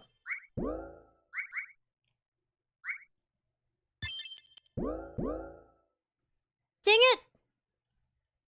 How do I restart? The title, yeah! Dang it! Oh man, the bad ending. Yeah, this is forced cannibalism. We all know we talk about cannibalism on this channel. A beautiful morning star comes in the sky, and the animals are vibrantly staring at it. Its beautiful rays appears to be a girl, and the girl brings them joy and magic, turning the animals into humanoid creatures and making them into a community she calls her friends, bringing them harmony and love. Until... We're cannibals. I'm just kidding. No, Kyle. Hey, Kyle. Hey, buddy. Oh my god, why did I do this to myself? So when you save on here, when you go to save... Oh wow, you can do multiple saves. When I save, I clicked on a file instead. You need to go to the main menu and then you can continue on a file. Got that from Raj, Ruby. So we're starting... Dang it! No! We can chat though. Why did I do this? Let's see what other endings we can get. Maybe we have to talk to him just a little bit. Maybe it'll give us a different ending. Zario! Let's see. So what do you think? What do you think about that ending? Was it fair? We changed him. He became someone else. Yeah, she's a perfection. She's a control freak and that's okay. Sometimes when you find yourself being a control freak,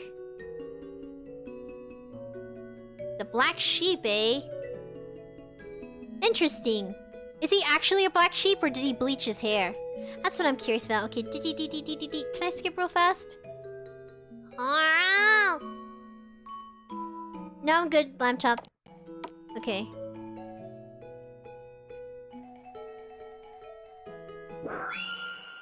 Murder? Are there only 2 endings or are there more? That's what I want to know. I wish there was a part 2 to the game. I want to play.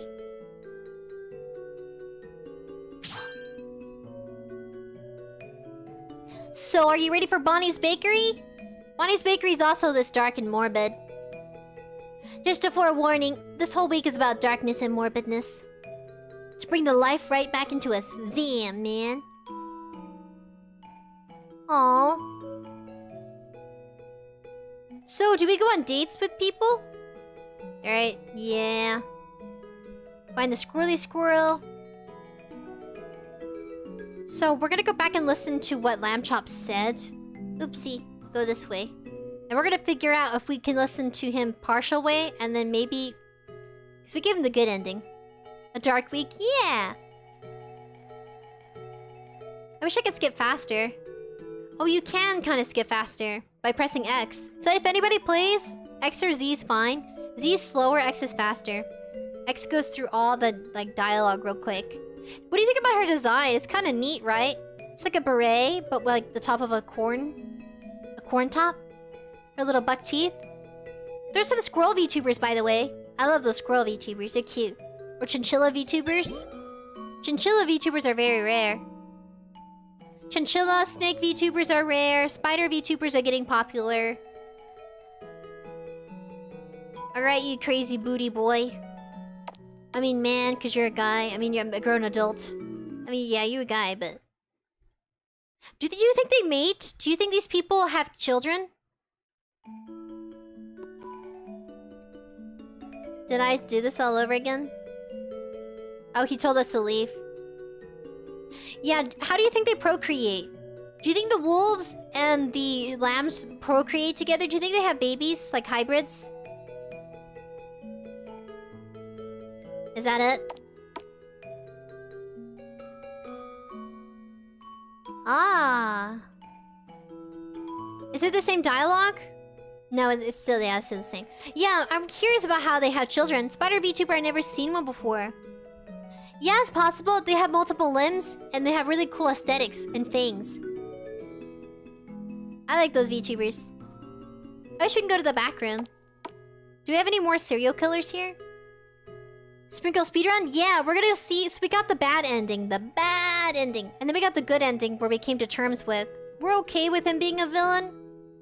But now we're gonna see if we can get the mid ending. We go through some of the dialogue, and then we just kind of... I'm gonna save it before, though, in case we come back. So we just sleep. I wish there was more. I feel like I'm missing something. I want to get the best out of this nice game.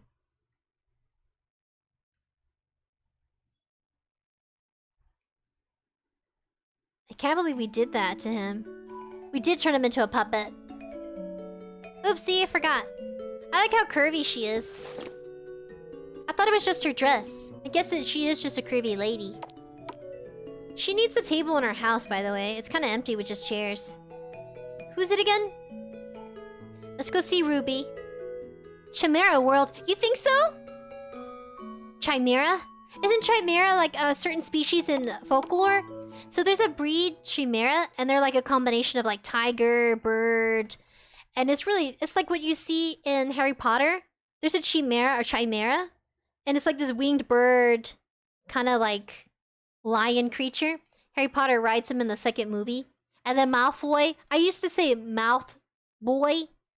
It was Malfoy. And that was like one of the like antagonist's last names, like the main family names. So we get the horrible image of him. Ew. Are those gloves, or is that like... Is he actually a black sheep? And he dyes his hair white? Like it was his way of succumbing to being a villain? I know she's crying, it's so messed up. That's nasty. And then we fix her up, which is nice. Would you want... Okay, what would you do? Would you want someone to erase your memories if you were a cannibal? And you were forced to eat someone? Or do you want them to leave your memories and you just kind of go through the healing process and acceptance? You know what I mean? This is a quick fix that most people should have in this world, but we don't. Like, I'd love it if they offered this at the hospital. Like, hey, here's a quick fix and you forget everything that happened. Maybe that'll give serial killers a second chance in society. But we'll see what happens if we partially listen to Lamb Chop. And if we get the bad ending again, then what could you say? I wish there were more characters. Alright, we did our job. See you, Chicky. Chiquita. Okay. I wish we could talk to you more. He'd be happy, like, I imagine what kind of conversations you'd have with this guy. Now, he looks like an anime dude. Hey, Steven! Welcome to the horror genre game of today. A cutesy horror game. Where everything is not what it seems to be. Can I go talk to him now? Can I go see Buck? Can I have, like, extra dialogue? Am I missing something? Buck! I want to talk again. Buck. Oh, he's not available right now. He just came out her bum. I mean, she threw up, kind of, but I mean, imagine if she threw up and took a poo. That's a massive poo if he comes out. Alright, Lamb Chop. You bad boy. You mad man. You know, we should turn him into a cupcake and eat him. Okay. I'm gonna save right here to avoid this whole tragedy. This whole speedrun, which is kind of fun. So, I'll remember, remind me, file 4 is where we save to restart this from the scenario. So we go in, we listen to his rant, but we listen to him partially. So if we listen to his first rant, I'll have to be careful, let's see. Yeah. So once we finish the first rant, that's how you get the bad ending. If you guys want to play it yourselves for, like, the mere enjoyment. Okay, so we listened to him once. Oh, wait. Let's listen to him again. He's like, F off, man. So we listened to him a second time. He has like 5 different sets of dialogue. So what if we just listen to him like that? I bet there's multiple endings. 6. Okay, let's see. Well, we can always come back. Let's leave him alone. Did she say something different? No. Okay.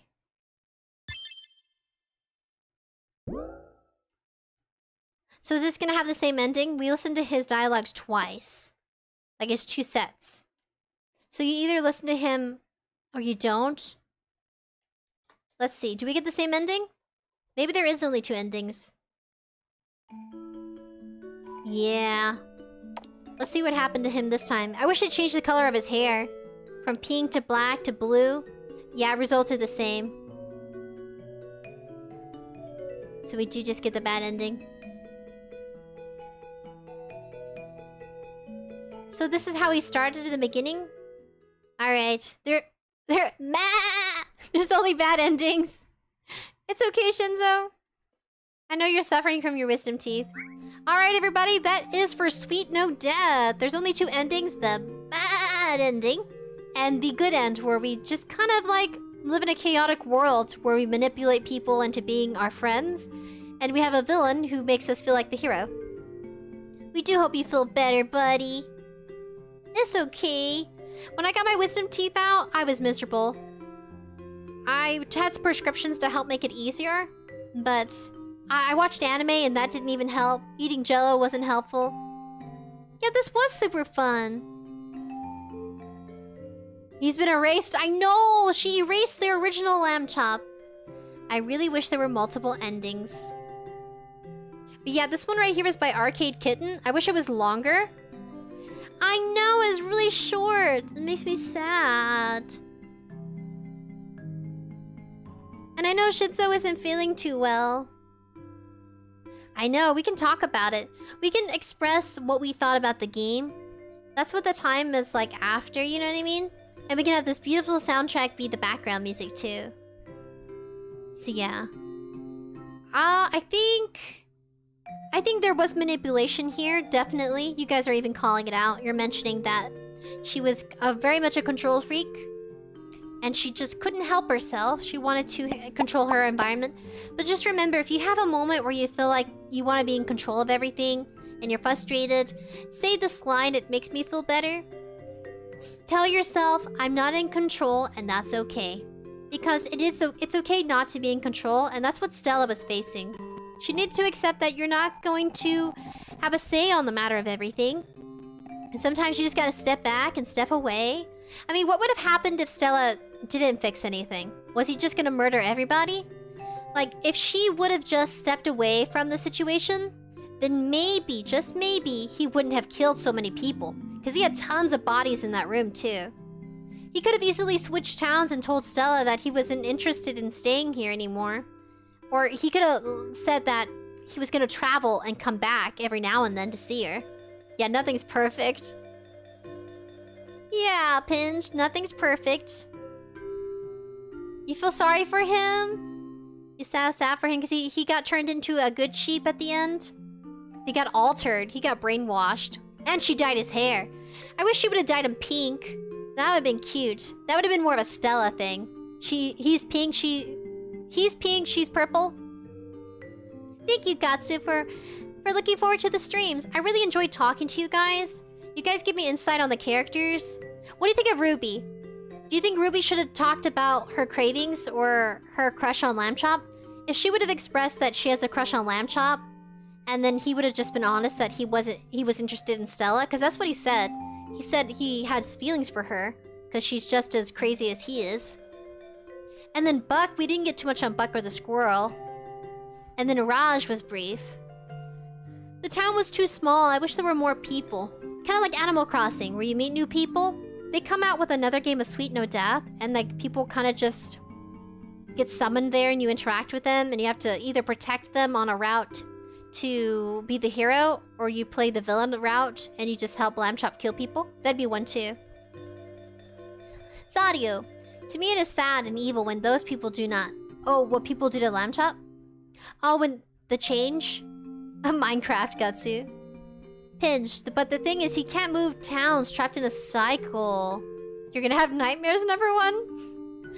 Yeah, he is trapped in a cycle, so he can't escape. He should have just told Stella he wants to out of this cycle. He could have been honest before. He doesn't have to do this, but he wants to stay. You notice that? He wants to belong, but he wants to be his own person. It says... Stormy, Christian! It says, pinched. Because in the dialogue he said he did this before over and over again. So he remembers. I think when the bad ending, she erased his memories permanently. She stopped giving him chances, and she decided to just keep him in her perfect world. She could have let him go if she wanted to. She could have just accepted that Lamb Chop didn't fit her envisionment and just let him be.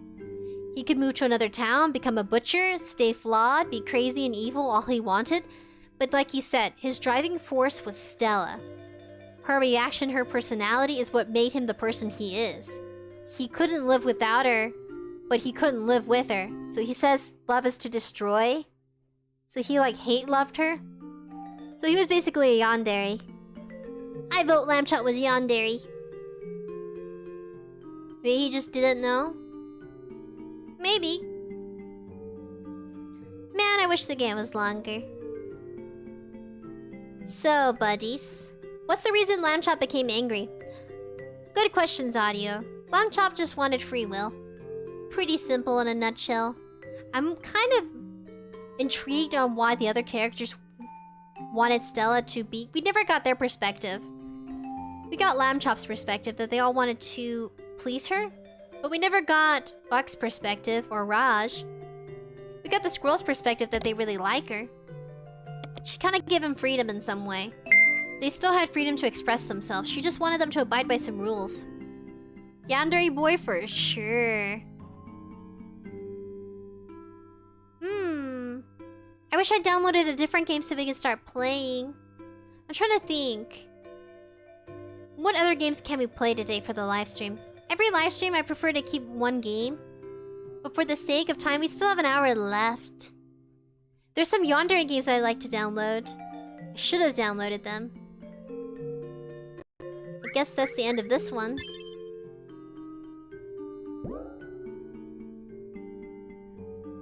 It says... Number 1. Just express yourself on mean letters. Christian, you were late because you were asleep, but you're glad you woke up this evening sky. Yeah, we can continue Doki Doki. Okay. Let's continue. Oh my goodness. Oh my goodness. Whap. Oh my goodness, you saw too much. No, please. You saw nothing. You saw nothing. You heard nothing. Ah! Oh my god! My screen is naked! No! I don't like showing my desktop. It's messy. You see all my personal stuff. I want to keep the magic happening. So we're gonna do Doki Doki. Oh god, that's really gonna get my voice. Saw what? Yeah, exactly, Zaryu. You saw nothing, man. You didn't see nothing, buddy. Ah, my god! What's happening? Oh my god! Oh my god! My computer's wanting me to do other stuff. Oh god. Oh god. Oh god. Oh god. Oh god. Okay. Okay. Alright, don't worry. I'm gonna check the audio real quick. Oh Jesus. Oh Jesus. Oh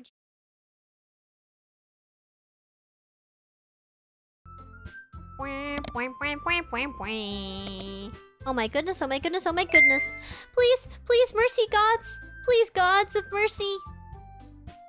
I want the gamer gods to be kind to me. Sometimes they're so naughty. Oh my god. Oh, please. I got too big too. Please, please, please forgive me, gamer gods. I'm sorry, please. I wish I could change the setting on this because it's too much. Okay, okay. Oh god. Something about Doki Doki is just too strong of a game. Let's see, where are you?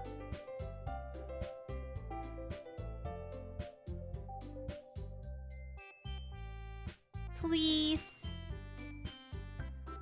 Oh Jesus. Okay, please, please, please, please forgive me, God. Okay. Oh, I gotta fix it. It's too big.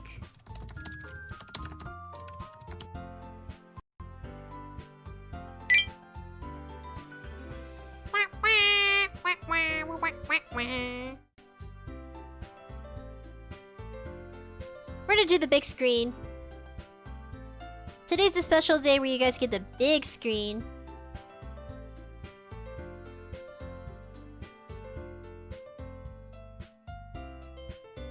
There you go.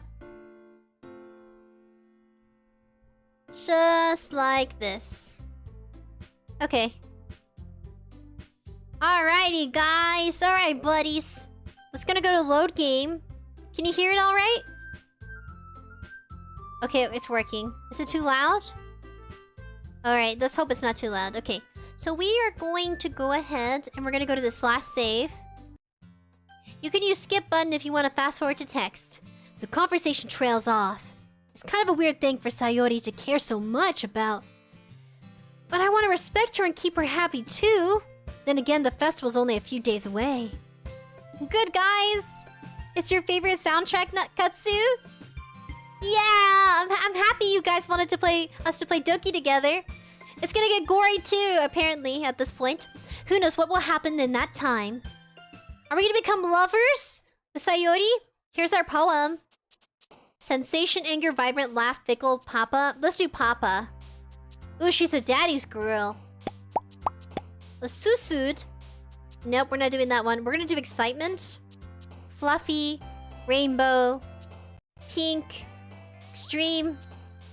Sparkle. I'm gonna be random. Smile. Hope. Intellectual. Sing. Kiss. Ooh, you're the kissy type. Ah, Moe girl.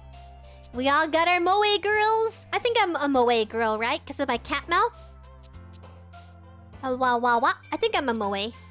We're gonna do... Why are these all meat? Like, negative. Broken, unstable, and... Oh, analyze is okay. Bunny. Kitty. Can I do milk? I want to do milk. Fantasy, cheer, lucky. Who's Lust? Oh my goodness, she's Lust. Cool, it's so upbeat. I love it. Variance? I don't know, a variance? I think we had that too before. I wish we could read our poem. It feels so weird that we can't. You never heard of it? It's so cool, Shinzo. It's fun. Oh man. Oh, see, oopsie. I gotta get her voice right. I'm the last one here again. Don't worry, I just walked in too. Yuri! Were you practicing piano again? Yeah. You must have a lot of determination. Starting this club and now picking a piano. Well, maybe not determination. I gotta give her that confidence. But I guess passion. Remember when the club wouldn't be here if it wasn't for all of you? And I'm super happy that you're all willing to help out for the festival too. I can't wait for the festival. It's gonna be great. Huh? Weren't you complaining about it just yesterday, Natsuki? Well, yeah. I'm not talking about our part in the festival. But it's like a whole day of school where we get to play and eat all kinds of delicious food. You sound a little bit like Sayori all of a sudden. Monica, do they usually have fried squid? Squid? That's pretty specific thing to look forward to. Oh, come on. Are you saying you don't like squid? You of all people? Huh? I didn't say I don't like it. Besides, what do you mean by you of all people? Because it's right in your name. Monica. That's not how you say my name at all. Also, the joke makes no sense in translation. Never mind. Let's just focus on our own event for now, okay? Fine. Your reactions aren't as fun as Yuri's or Sayori's anyway. Excuse me? Where's Sayori anyway? Oh, there you are. Sayori is sitting at a desk in the corner of the room looking down at nothing. I walk over to her. Hey, Sayori! I wave my hand in front of her face. Huh? You're spacing out again. I'm sorry. Don't mind me. You can talk to anyone else. Huh? Is everything alright? Oh, of course. Why wouldn't it be? It just feels like you're a little off. Sorry for assuming things. Uh-oh, the bad stuff is about to happen. Jeez, you worry too much about me. I'm fine, see? Sayuri shows me a big smile. Don't let me distract you from having fun with everyone. Well, alright. If you say so. I worriedly glanced at Sayori before turning back toward everyone else. But then conversations have already dispersed, with everyone back to their usual activities. Maybe I should ask Monica if she noticed anything about Sayori's recently. Since we've been preparing for the festival, they must be spending a lot of time together. Uh-oh. I timidly approached Monica, who was shuffling through some papers at her desk. Hey, buddy, what's up? Hey, this might sound a little strange, but have you noticed anything about Sayori recently? Anything up with her? In what way do you mean? Maybe I'm reading into it a little too much, but she seems a little bit downcast today. Oh, you think so? I can't say I've noticed anything about her. Monica peers across the room at Sayori, who is idly dragging a rubber eraser up and down her desk. Maybe there's something on her mind. But I'm surprised I'm not the one asking you, buddy. You certainly know a lot more about her than I do. Yeah, but she's never really like this. She always talked to me about things that bothered her. But this time, when I asked her, she was really dismissive. Sorry, I know it's not your problem. I just wanted to ask if you knew anything, so I'll drop it now. No, it's important to me too. I mean, I'm also friends with her. And I also care about the well-being of my club members, so, you know. Maybe I'll try talking to her myself. Huh? Are you sure about that? She seemed like she wanted to be left alone. Are you sure? Maybe she just had a hard time bringing it up in the person of interest. Person of interest? What do you mean by that? I'm saying that maybe the thing on her mind is you, buddy. Me? How on earth would you come up to that conclusion? Well, I probably shouldn't say too much, but 𝑠ａyo리 talks about you more than anything else, you know what I'm saying? Hey, Stockego! 𝑩𝒆 𝑧𝑰𝑵! Hey, buddies!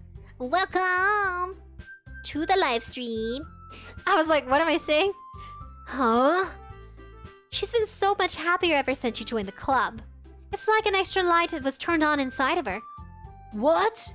No way! 𝑠ayo리's always like that. She's always been full of sunshine. I'm not any different now than it's always been. Huh. You're so funny, buddy. Have you thought about maybe you've always seen her as so cheerful? Because that's just how she is when she's around you? Ah, I said too much. I'm sorry. What do I know? Oh, what do I know anyway? I didn't mean to jump to conclusions, so you should just forget about what I said. I'll try to talk to her, so try not to think about it now. Ah, alright. Monica smiles meaningfully. I know she said to forget about it, but I already know that I won't be able to get her words out of my head. Monica stands up from the desk and walks across the room to where 𝑠ayo리 is sitting. I watch her kneel down next to 𝑠ayo리 and gently talk to her, but she's keeping her voice so quiet that I can't even hear from here. I sigh and sit down. I know 𝑠ayo리 told me not to worry about her and to have fun with everyone else, but that's impossible to do when she's been behaving like this. Exactly how much do I care about her and that I'm letting this weigh on me so much? Now it feels like I'm the only one behaving out of ordinary. But there's nothing I can do besides wait for Monica. Hey, you! Huh? I look to see Natsuki's next to me. Are you just gonna sit there and keep staring at nothing? There isn't even that much time, so... Oh, sorry. I didn't mean to make you worry or anything. It's not like I'm worried. It's just... Natsuki glances at her side. She's holding a volume of manga in her hand. Yeah, I want to read manga! That's right. Something just came up for a minute, but we can get started now. I won't make you wait any longer. Jeez. Now you're making me feel all like a jerk. If something's bothering you, then you can just tell me to leave you alone and I will. I mean, assuming you didn't feel like talking about it or anything. She practically mumbles that last part. No, I'm probably making it seem like a bigger deal than it is. I've just been thinking about 𝑠ayo리, that's all. 𝑠ayo리? Thinking about her? Yeah, she seemed pretty down today. But she didn't want to admit it to me, so I can't help but wonder if something happened to her. Oh. Natsuki exhales. Uh-oh. Well, first of all, you should really work on your phrasing. But anyway, you're her best friend, right? Yeah, I guess so. Yeah. Then in that case, I think you should trust her a little more.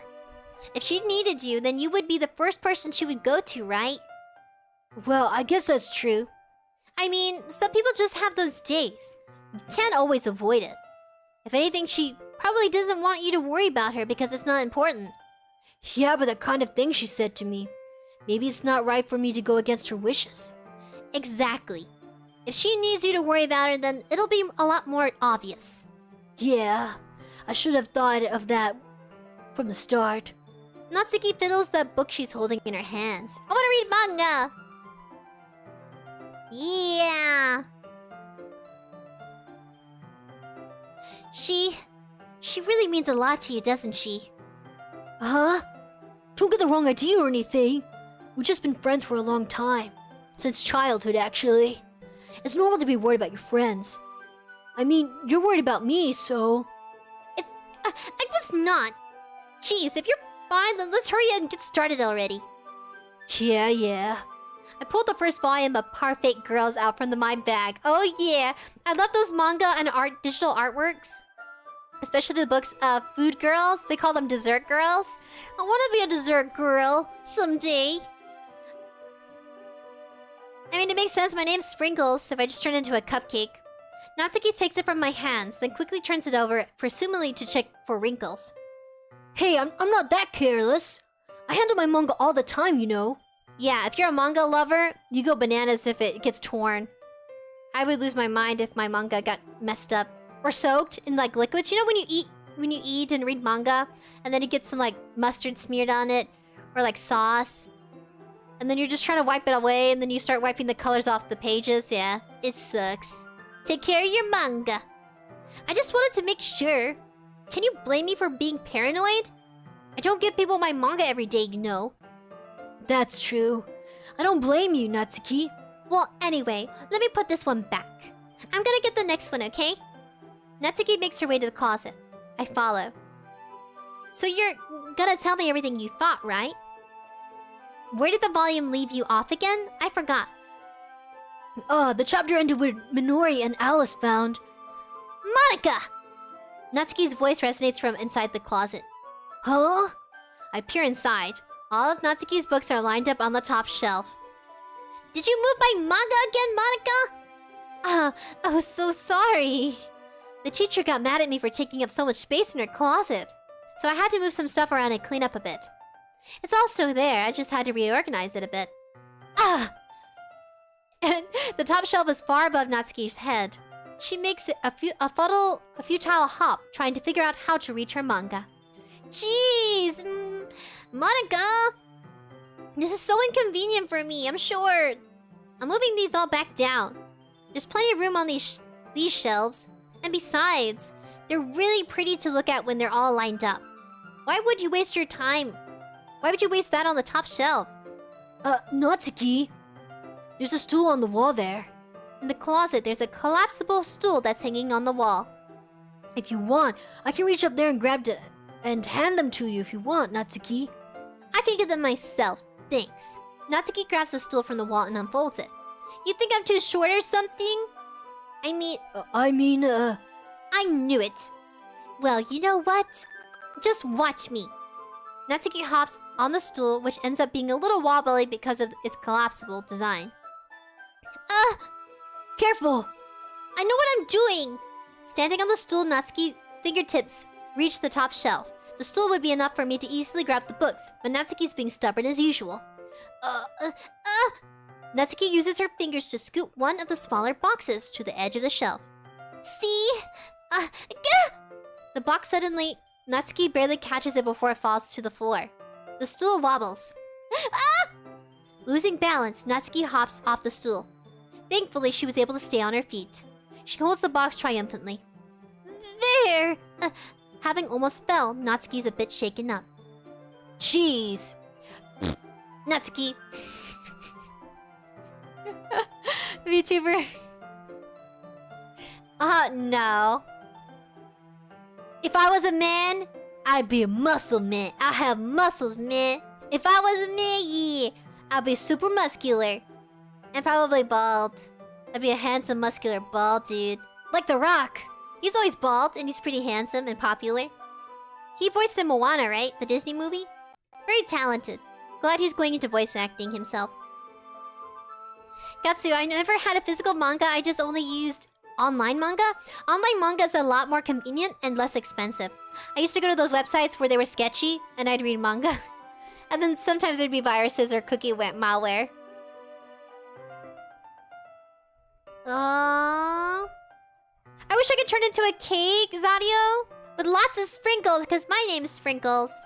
A sprinkles eating cupcake. Speak the truth. Bald lives matter! Yeah, 𝑍𝑰𝑬! Bald lives matter! Bald lives matter! I vote for handsome bald dudes! They can rock it, dude. They can shine it up, make it look super speckled and beautiful. They're true gentlemen, man. Yeah! You could break a great white shark? A sort of anime. It says, Gatsu, Flame, you're the only one arguing with people on the internet. Oh, you little derpy babies. I love you, buddies. No need to prove yourself to me. There's no way you'll be able to get that bigger box like that. I can reach them, so just... I said I can do it. I don't need your help, okay? I'm gonna get a chair, so just hang on. Natsuki forces her way past me out of the closet. Let's see. The classroom chairs have the desks attached, so they're too inconvenient to fit in the closet. Ah! Natsuki trots over to the teacher's desk, which has a computer chair behind it. She rolls its wheels back over to the closet. It's a little dangerous since the chair swivels and rolls. But I've already learned my lesson, so I'll keep my mouth shut. Natsuki climbs up onto the chair, then slowly balances onto her feet. Since she refuses my help, I take a seat with my back against the side of the doorway and simply watch. Dude, she needs help. There we go. See? I can easily do it now. Natsuki grabs a stack of manga and bends down to put it on the shelf below. What? The chair swivels. Natsuki catches herself on the shelf. But what are you doing? Can you at least hold the chair steady instead of sitting and doing nothing? Who was it who told me not to help? Jesus, Natsuki. Yeah, I got it. I hold the chair while Natsuki reaches back up. I can almost see up her skirt. Oh, he's seeing panties! Oh dear, he's seeing panties! I forced myself to turn away. Natsuki didn't seriously think this through. Once she realizes I'll be dead. Natsuki wraps her arms around the Parfait Girls box set, easily the largest one on the shelf. So heavy! Hey, buddy! I don't think I can bend down without falling. Hurry up and take this one! Huh? But then I have to let go of the chair. That's fine. Just for a second. Hurry up! Alright. Let me just stand up for a minute. I slowly release my grip from the chair. What do you mean, stand up? Natsuki looks down at me. What are you doing all the way back? Natsuki looks like she just realized something. But she'll lose her balance if she moves. Natsuki, the box. What were you looking at? Huh? You're trying to look at my... Natsuki's legs shake. No, Natsuki, don't try to move. Just give me the box. You perv! You set me up! Go away! Get out! But... I'll do it myself! Ah! The chair suddenly swivels beneath Natsuki's feet. Natsuki! Ah! The scene turns into chaos in a split of a second. The chair flies from underneath Natsuki's feet. Frantically, I try to catch her. The box topples out of her hands, and the books go flying. I got you! Crash! Bamboozled. Bam! The full force of Natsuki's body against me throws me to the ground. A whole bunch of books pelt me in the face. Oh, that sucks. That's gotta hurt. Paper cut in the eye, man. Natsuki tries to shield herself with her own arms, and her face lands straight on my chest. Ugh. My right arm and my back seriously felt the impact. Slowly, Natsuki comes to her senses. Gah. She presses her arms straight into mine to prop herself up. Natsuki seems to realize that it's not the floor that's beneath her. Gross! Ugh! It first pounded into my chest. Oh, her fist? Dang, that's gotta hurt. She's over here punching you. Natsuki then holds herself onto her feet. What were you thinking? You sicko? Everything okay over here? I heard a loud noise. Monika suddenly peers in. Monika! See what happens when you put the manga on the top shelf? Are you trying to kill the club members or something? Jeez. Sorry. Oh, and one more thing. It seems like your most recent club member's a total pervert. So I hope you're happy. I didn't... Somehow, it's impossible for me to explain this whole bizarre situation to Monika. I didn't do anything, I swear! I know, don't worry. Monika says that quietly to me. Looks like I'm off the hook for now. Oh no! My... Huh? I look down. Natsuki is kneeling on the floor holding one of the books that were scattered all over. There's a large diagonal crease along the page that she desperately tried smoothing it out. It must have landed on the page. Natsuki tries a bit more to fix the crease, but she can't get it out. Suddenly, she gives up and slams the book shut, then throws it onto the floor. Instead of continuing to yell, she just lowers her head. Natsuki, are you? No! Her voice squeaks. I see tears on her face. I'm I'll help get the crease out, okay? It's particularly my fault, so. Natsuki shakes her head, still looking down. No! I don't even care that much! I'm just having a really bad day today. Natsuki sobs again. I didn't mean to take it out on you. I really didn't mean to. It's fine. Is there anything you want to talk about? Natsuki shakes her head. Just every day is so hard. I just want to come to the club and... Natsuki falls silent again. I can't press her, so I can only do what I know how to do. Alright. Well, I'll help clean this up. And I'll move the rest of your manga for you. I pick up Volume 2 of Perfect Girls. Well, set this one aside. This will help cheer you up in a bit, alright? We can get started on it once I'm done here. Natsuki looks up with her glossy eyes. Her lip quivers. You're really nice to me. Huh? That sounds really strange coming from Natsuki. I didn't expect it at all. Well, I'm just treating you like a friend, you know? Natsuki lowers her head and stifles another sob. I'm not sure what happened to her today, but being nice is the least I can do. The next couple minutes are silent between us as usual. I begin gathering the scattered books. I make sure to help slip them into the box in their correct order. After a little bit, Natsuki starts helping. It isn't long before we're done, and I hoist the box onto the shelf where Natsuki wanted to put it. Then, I get on the stool and quickly finish moving the rest of her books from the top shelf. Alright, that should do it. I hop off the stool. Natsuki averts her gaze. Thanks. It's nothing. Natsuki's holding the volume I set aside in her hands. Alright, I'm ready. Good. Even if you weren't, I'd make you anyway. Take your responsibility for what you said. The thing about cheering me up? If you insist. What do you think, guys? It got so emotional! I actually teared up a bit voicing Natsuki's part. I wanted my voice to quiver like hers. I actually teared a little. Because she said she's having a bad day, and it's like everybody has a bad day, you know? Oh my goodness. Oh, when I voice the guy? I know, I do my best to voice, like, a male voice, but, you know, I still sound like a lady. We sit in the same spot as last time, and I open the second volume. Natsuki's mood quickly improves, laughing and pointing things out to me. She's surprisingly sharp, making note of a lot of subtle, repeated jokes and background elements. In the end, I'm pretty impressed by how everything ties together in this manga. I guess Natsuki had a good taste after all. After some time, Monica gets our attention as usual, and it's time to share poems again. Guess I'll be holding on to this for now. Yep. Even if you sound more enthusiastic this time. Well, I'm starting to get into it, you know? Told you. Yeah. I return to my seat and slip the book into my bag. Is it the book where it has a creasy? Can they be reported for... I know.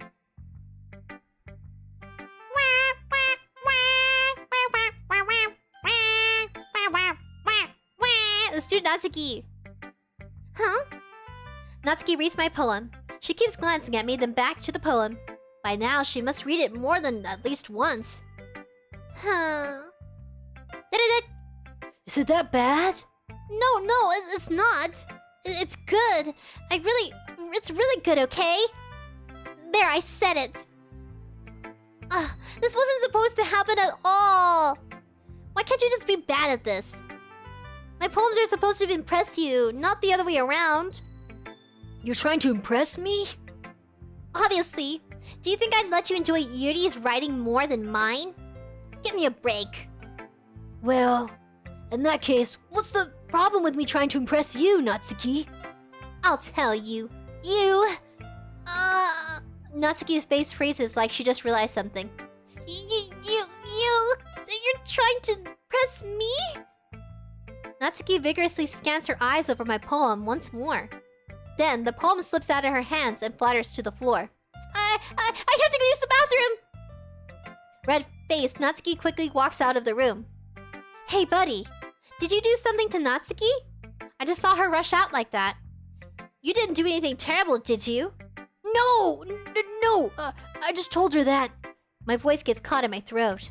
There's no way I could tell Monica that I'm trying to impress Natsuki. Huh? Monica sees the poem lying on the floor and swiftly picks it up. She reads through it, her smile not fading from her face. I see. You wrote this for Natsuki, didn't you? I mean, not really. In fact, didn't she like your poem a lot the other day too?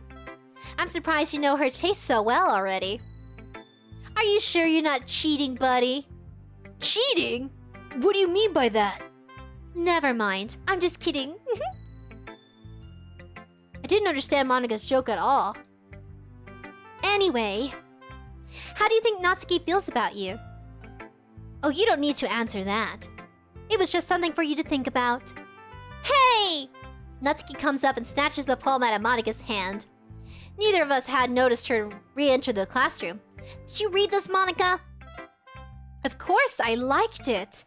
You should really stop reading things that aren't for you, you know. You have a bad habit of doing that, Monika. Huh? But Buddy wrote this poem. And we're supposed to share with everyone, right? Natsuki freezes. She apparently forgot that my poem is technically for everyone to read.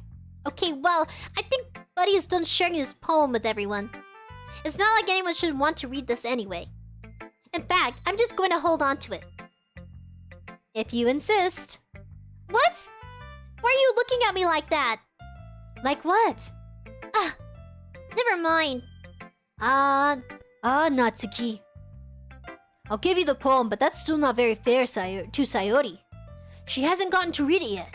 So what? Well, I guess Buddy is right, Natsuki. It's not fair if you don't let everyone finish reading it. Fine. Natsuki returns my poem. It's not like she's gonna like it, though. Anyway, read my poem now. And no, I won't let you keep it. This is only my copy. I'll be your beach. Your mind is so full of troubles and fears that diminished your wander over the years. But today I have a special place. A beach for us to go. A shore reaching beyond our sight. A sea that sparkles with brilliant light. The walls in your mind will melt away before the sunny glow. I'll be the beach that washes your worries away. I'll be the beach that you daydream about each day. I'll be the beach that makes your heart leap in a way you thought you had left long ago. Let's bury your heavy thoughts in a pile of sand. Bathe in the sunbeams and hold my hand. Wash your insecurities in the salty sea and let me be with you. Let me see you shine. Let me leave your memories in a footprint trail. Set you free in my windy sail. I remember the reasons you're so wonderful when you pressed your lips to mine. I'll be the beach that washes your worries away. You dream about each day, makes your heart leap in a way you thought had left you long ago. But if you let me be by your side, your own beach, your own escape, you'll learn to love yourself again. That's cute! Kinda long. I prefer her handwriting. It's so legible compared to everybody else's. I cannot read Yuri's. Yeah. I felt like I kept writing about negative things, so I wanted to write something with a nice message for once. Besides, the beach is awesome. Kinda hard to write anything negative about the beach. So you decided to write about the beach first, and then came up with the message later? Yeah, well, it's only because of what happened yesterday. I mean, after Yuri and I realized we kind of wrote about the same thing, she wanted to pick a topic and have us both write about it, or whatever. Can you really see her doing that too? Making us write about a simple topic and then trying to impress me by coming up with something all fancy? Well, it's not like I care. I just did it anyway. I mean, I guess mine ended up being kind of metaphorical too. But there's nothing wrong with doing that once in a while, right? At the very least, it was a good practice. Damn, she bossy! Yes, queen! We're gonna do Yuri. Oh, her handwriting! Oh my god. I'm sorry, Yuri, but you have a doctor's handwriting. It's so fancy, it's hard to read. Yuri doesn't look so enthusiastic about spending time with me. I guess if she changes her mind, she'll come to me. But I should leave her be for now. Weird. I like voicing Yuri. Sayuri. Something's happening. Huh. It's nice, I guess. Come on, I already can tell you don't like it. Well, you don't need to worry about what I think. After all, you wrote this for someone else, didn't you? Probably Natsuki. Huh? Didn't write this for anyone specifically. Maybe. That's not really what I meant, though. But it's okay. You're making new friends just like I was hoping. That makes me really happy. And you're happy too, right? In this club? Well, of course I am. Good. That's all that matters to me. Thank you, buddy. Sayuri, is there something wrong? Huh? Oh, no, nothing. I'm just a little tired today. Alright, just tell me if you need anything. I will. Don't worry about me, okay? You can go play with everyone else now. If you insist. Yay! I'm gonna go home a little bit early today. Sayuri? Tell Monica I wasn't feeling well, okay? I'll see you tomorrow. Before I can say anything else, Sayuri cheerfully walks out of the classroom, humming to herself. Uh-oh, something's gonna happen, guys. Something bad's gonna happen. Spooky! Let's read Monica's poem. All we got to read was Natsuki's. Hey, buddy. Have you thought about what you want to submit to perform at the festival?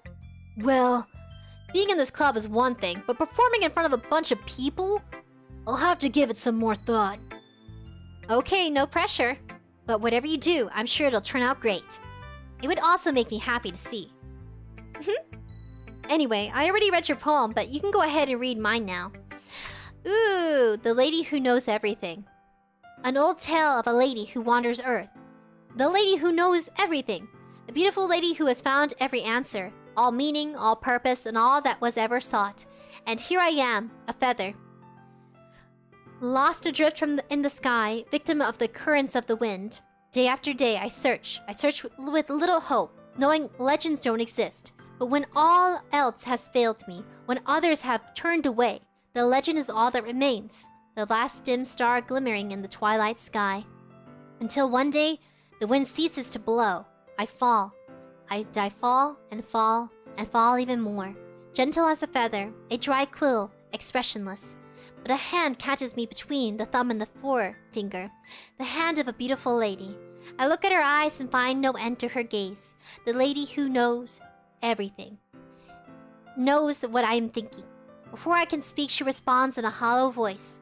I have found every answer, all of which amount to nothing. There is no meaning, there is no purpose, and we seek only the impossible.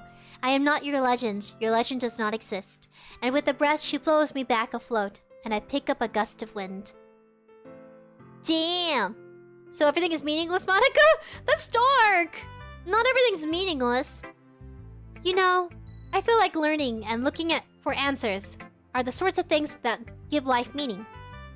Not to get too philosophical or anything, but it was kind of on my mind, so that's what I wrote about. I see. I never really put that much thought into it. In a way, it's almost paradoxical. Because if we had all the answers, wouldn't the world start to lose its meaning? You know, there's only one thing I noticed. It seems like everyone in the club prefers writing about things that are more sad than happy. Are you surprised? I mean, if everything was okay, wouldn't we really have anything to write about, would we? Humans aren't two-dimensional creatures. I think you'd know that better than anyone, buddy. You mean one-dimensional? Yeah, that. Anyway, here's Monica's writing tip of the day. Are you ever too shy to show your writing because you're afraid it's not good? It can be really disheartening to get lukewarm response to something you put so much into.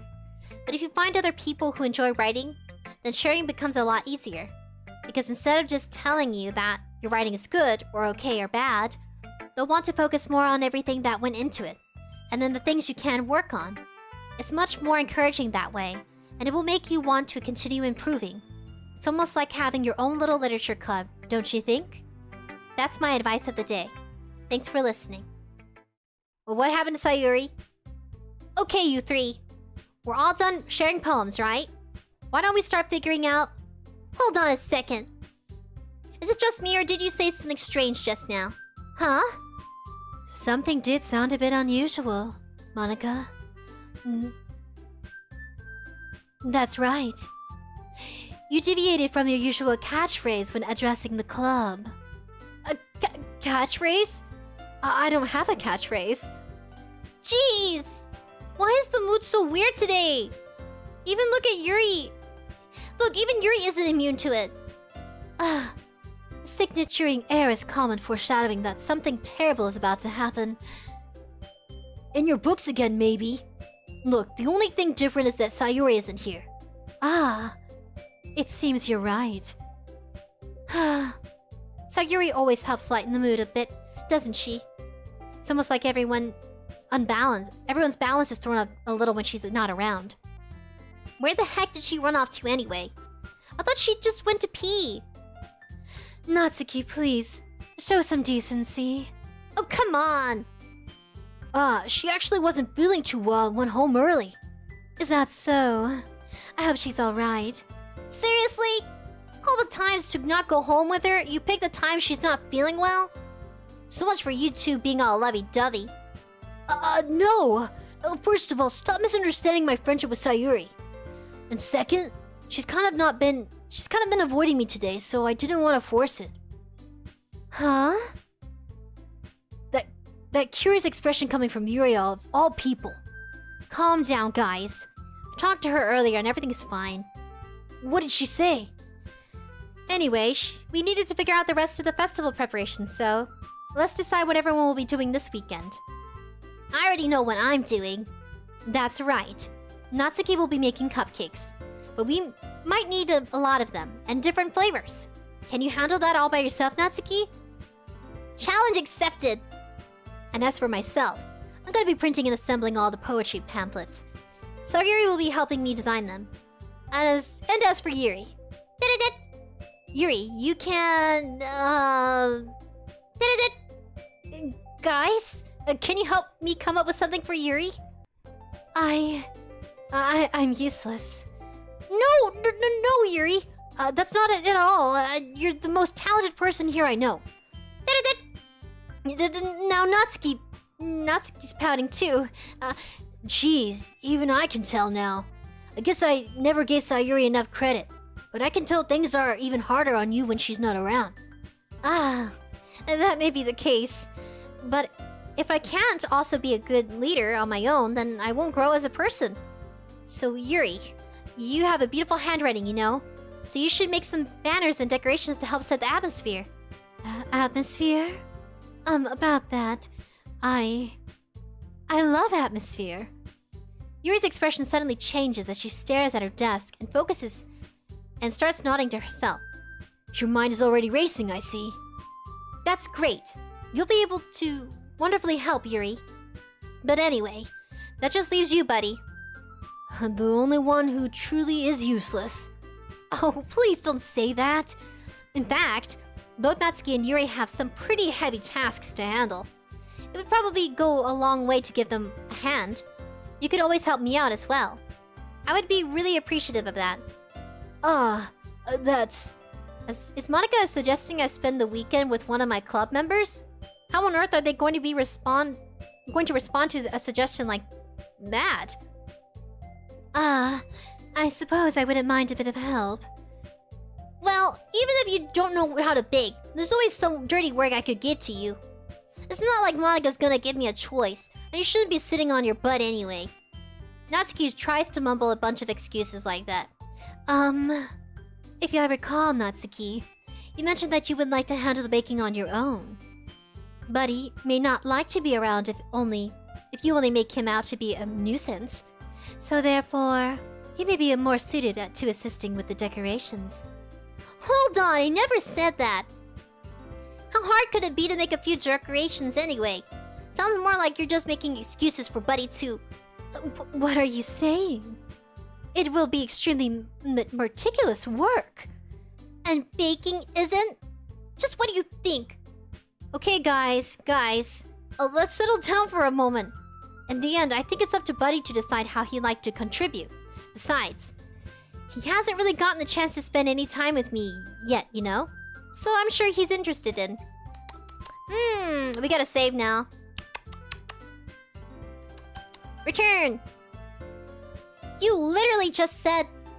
I'm surprised as well, Monica. Sorry. I was just saying, though. Jeez! Can we just settle this already? Yeah. Buddy, you're okay with this, right? In the end, it's up to you. Of course. Very well. In that case, everyone look straight at me. Oh, Sayuri! she needs to be cheered up, you know what I mean? She's really doomed about everything. I want to check on her. I mean, if it's going to be anyone, then I prefer helping Sayuri.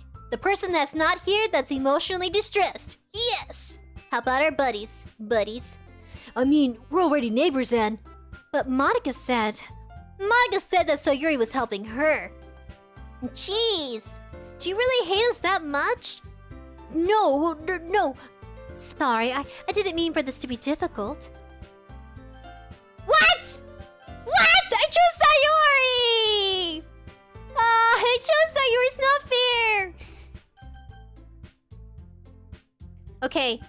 Oh my god, this is really hard. I'm gonna save again. I'm gonna save here. I don't think I'll remember where I saved it, but it's those two. Who do we choose? Oh my god! Natsuki! I like voicing her. Well, baking sounds like it could be fun. And you guys made it sound like a lot of work, so it could probably use 2 people. Don't worry. Baking is a ton of fun. Definitely agree. Huh? Just a minute ago you were saying that... that's because... never mind, okay? Well, anyway, you'd be fine by yourself, right, Yuri? Of course. I'm used to it after all. That's good, Yuri. Even though Yuri's being melodramatic, it's a little hard to not feel bad. So, that's everything, right? Anything else we need to talk about? No, I just think that's about it. Are you guys excited? Yes! Everything except the performance is gonna be awesome. I don't think that really counts. Oh, I don't think that really counts. What about you, buddy? Me? I guess you could say I'm interested to see how it turns out. That's good enough for me. What about you, Yuri? Yuri? She isn't still sulking, is she? Natsuki starts pouting too. It's not... I mean, it's not that big of a deal or anything. Well, it might not just be that. I think that Yuri might be feeling a little underappreciated in the general. Having to come up with something for her to do and then nobody offering to help. That doesn't mean... Natsuki glances back and forth between everyone with a worried expression. Look! Natsuki goes over and puts her hand down on Yuri's shoulders. Yuri, you really are the most talented one here. And you're really good to help make the event a lot more fun and welcoming. I mean, the cupcakes will probably help a lot too, but you're gonna make the atmosphere special. That'll be really important for the way that people feel during their performances. So, you need to stop being dumb and give yourself a little more credit. Natsuki releases her hands and turns around to face the other direction. You didn't really mean that, did you? Not really, but... Yuri isn't the only one surprised. Monica and I are also taken aback by Natsuki's words. Natsuki, of all people, to be saying such encouraging things? But I began to understand. Natsuki was trying to sound like Sayuri. Even if it didn't work perfectly, I can tell that she tried to say something Sayuri would say at a time like this. Because Sayuri always helps everyone smile, feel good about themselves. I'm sorry for being so dumb. I'm going to do my best too. And all of us are going to make it a really great event. Yeah. I hope to see everyone do their best. But with that, there's nothing more today. So I guess it's time for us to head out. Okay, but I'm staying here a little bit longer. Barely got to do any reading today, so... Fair enough. There's nothing wrong with that.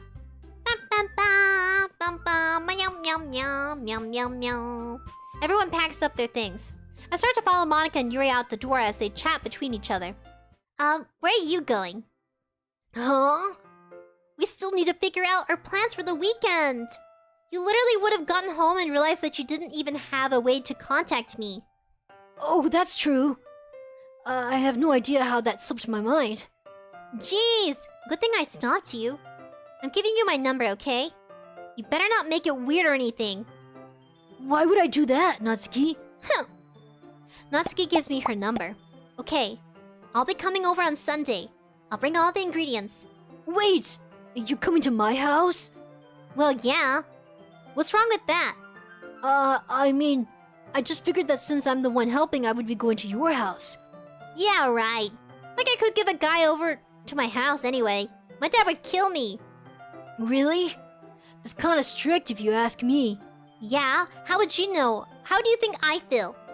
I can't do anything when my dad is home. Anyway, I just needed to complain for a second. We have each other's number now. That's all I needed from you. I guess I'll text you when I'm coming over. Alright, fine by me. Yeah. I'm really gonna show you why I love baking so much. So you better look forward to it.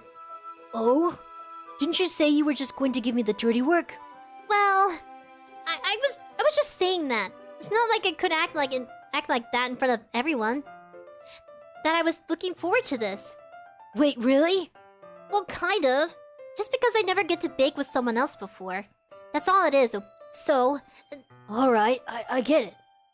Sorry for overreacting. Anyway, I'll be heading out now. See you on Sunday, Natsuki. Never mind. Dang, she's very tsundere. Can't believe this. Natsuki's going to be coming to my house on Sunday? Even though I would have preferred to do this with Sayuri, my anxiety still shoots through the roof. I guess I've gotten pretty used to handling her at this point. Let's check on Sayuri! Something's creepy, something weird's happening. But who knows what might end up happening when we're outside of school. She even told me she was looking forward to it. I shake my head. Why do I feel nervous that Sayuri, if she finds out about this? It's not like we feel that way about each other, you know? Besides, like Monica said, this is about the club. I have nothing to worry about. If I just go with it, then I'll have a good time. What do you think Sayuri's gonna do if she finds out? What if she finds out, guys? Me too, number one. I can't wait for Halloween season. I'm excited. More horror games. It's already Sunday. I've been getting increasingly anxious about Natsuki's upcoming visit. I keep telling myself there's no reason to be nervous, but it doesn't help much. I wonder if she'll act any different when it's just the two of us. Meanwhile, she's been texting me a lot. We sent each other one after exchanging numbers to double check, but it turned into a conversation. She's almost a different personality on the phone, using tons of emojis and cute language. She also really likes complaining about things, but I kinda saw that one coming. But putting Natsuki aside, I haven't heard anything from Sayuri since she last left the club early the other day. It's not like we text each other all the time or anything, but I've been worried about her in the back of my mind. Between what Sayuri said and what Monica said, is it really okay for me to put Sayuri's feelings aside when she might needed me? Uh-oh. I decided to visit Sayuri before Natsuki comes over. Rather than asking, I simply put her, "I'm coming over," much like we've done in the past. Once I reach Sayuri's house, I knock on the door before entering it myself. Can I save somewhere? I'm gonna save on the second page. Ah! No! No! I didn't mean to overwrite my save. Okay. Again, we used to play so often that we made it a habit of simply entering each other's houses like we were family. I like her house. It's nice and quiet and has privacy. The house is quiet. Sayuri isn't anywhere on the first floor, so I assume she's up in her room. Isn't it strange for her not to run down and greet me? I headed to her bedroom where I finally find her. Oh, I like it! There's a cow and a chicken! It's very cozy. She's a little messy. You see her calendar. I like it. This is like a VTuber setup room. Sayuri? Hi, buddy. I sit down in her room. Oh, thank God. I was scared. Sayuri forces a smile, but it's easy to tell that she's different. There's a minute of silence between us. You haven't come over like this in a long time, have you? I guess you're right. It has been a long time, hasn't it? Not much has really changed, either. Sayuri's room is as messy as it's always been. I also recognize the same stuffed animals and wall decorations that she had for years now. If you came over more often, it wouldn't be such a mess. That's because I end up cleaning it up for you, Sayuri. How come you suddenly wanted to come over today? Aren't you supposed to see Natsuki? Yeah, but... Wait, how did you know that? Sayuri had already left by the time we decided the last meeting. Monica told me. It's only natural for her to keep me informed about the festival preparations, right? That's true. But what about you? Aren't you going to be helping Monica today? Of course. But I'm just helping her online. We didn't plan to meet up or anything. Ah, so it's just me and Natsuki then. Yep. There's more silence between us. Sayuri stares in a random direction. Everything about her behavior is really uncharacteristic. I finally get up at this point. I just wanted to see how you were doing. After you left Friday. When something's wrong, you can't hide it from me. I know you too well. So... Sayuri smiles, shaking her head. That's no good, buddy. Huh? Why can't it just be like this always? It's always been. This is all my fault. If I didn't get so weak and accidentally express my feelings, if I didn't make that stupid mistake, then you wouldn't have been worried about me at all. You wouldn't have come here. You wouldn't have been thinking about me right now. This is just my punishment, isn't it? I'm getting punished for being so selfish. I think that's why the world decided to have you come over today. It just wants to torture me. Sayuri! I grab Sayuri by the shoulders. What on earth are you saying? Are you listening to yourself right now? I know something happened to you. There's no other explanation for you to be like this. So tell me already. Until I know, I won't be able to stop thinking about it. Sayuri gives an empty smile. You really put me in a trap, buddy. But you're wrong. Nothing happened to me. I've always been like this. You're just seeing it for the first time. Seeing what? What are you talking about, Sayuri? You're really just gonna make me say it, aren't you, buddy? I guess I have no choice this time. The thing is, I've been having bad depression my whole life. Did you not know that? Why do you think I'm late to school every day?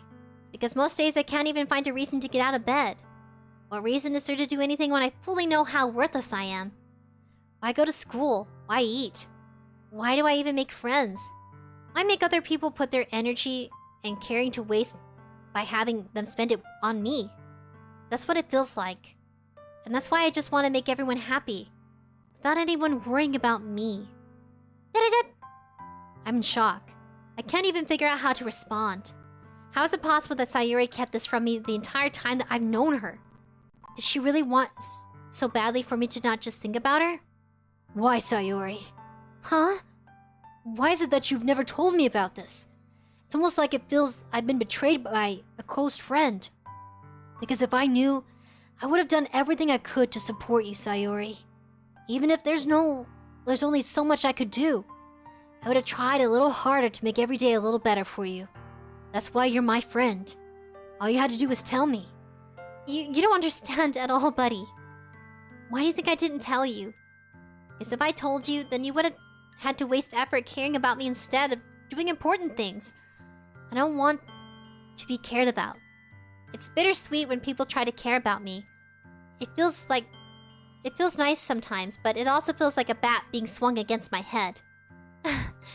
That's why I wanted so badly for you to make friends with everyone else. Helping everyone be happy together is the best thing for me. But then, I discovered something else too. Seeing you make friends and get closer with everyone in the club feels like a spear going through my heart. So that's why I decided the world just wants to torture me. Every path leads to nothing but hurt. You're right that I don't understand. I don't understand your feelings at all, Sayuri. But I don't need to understand.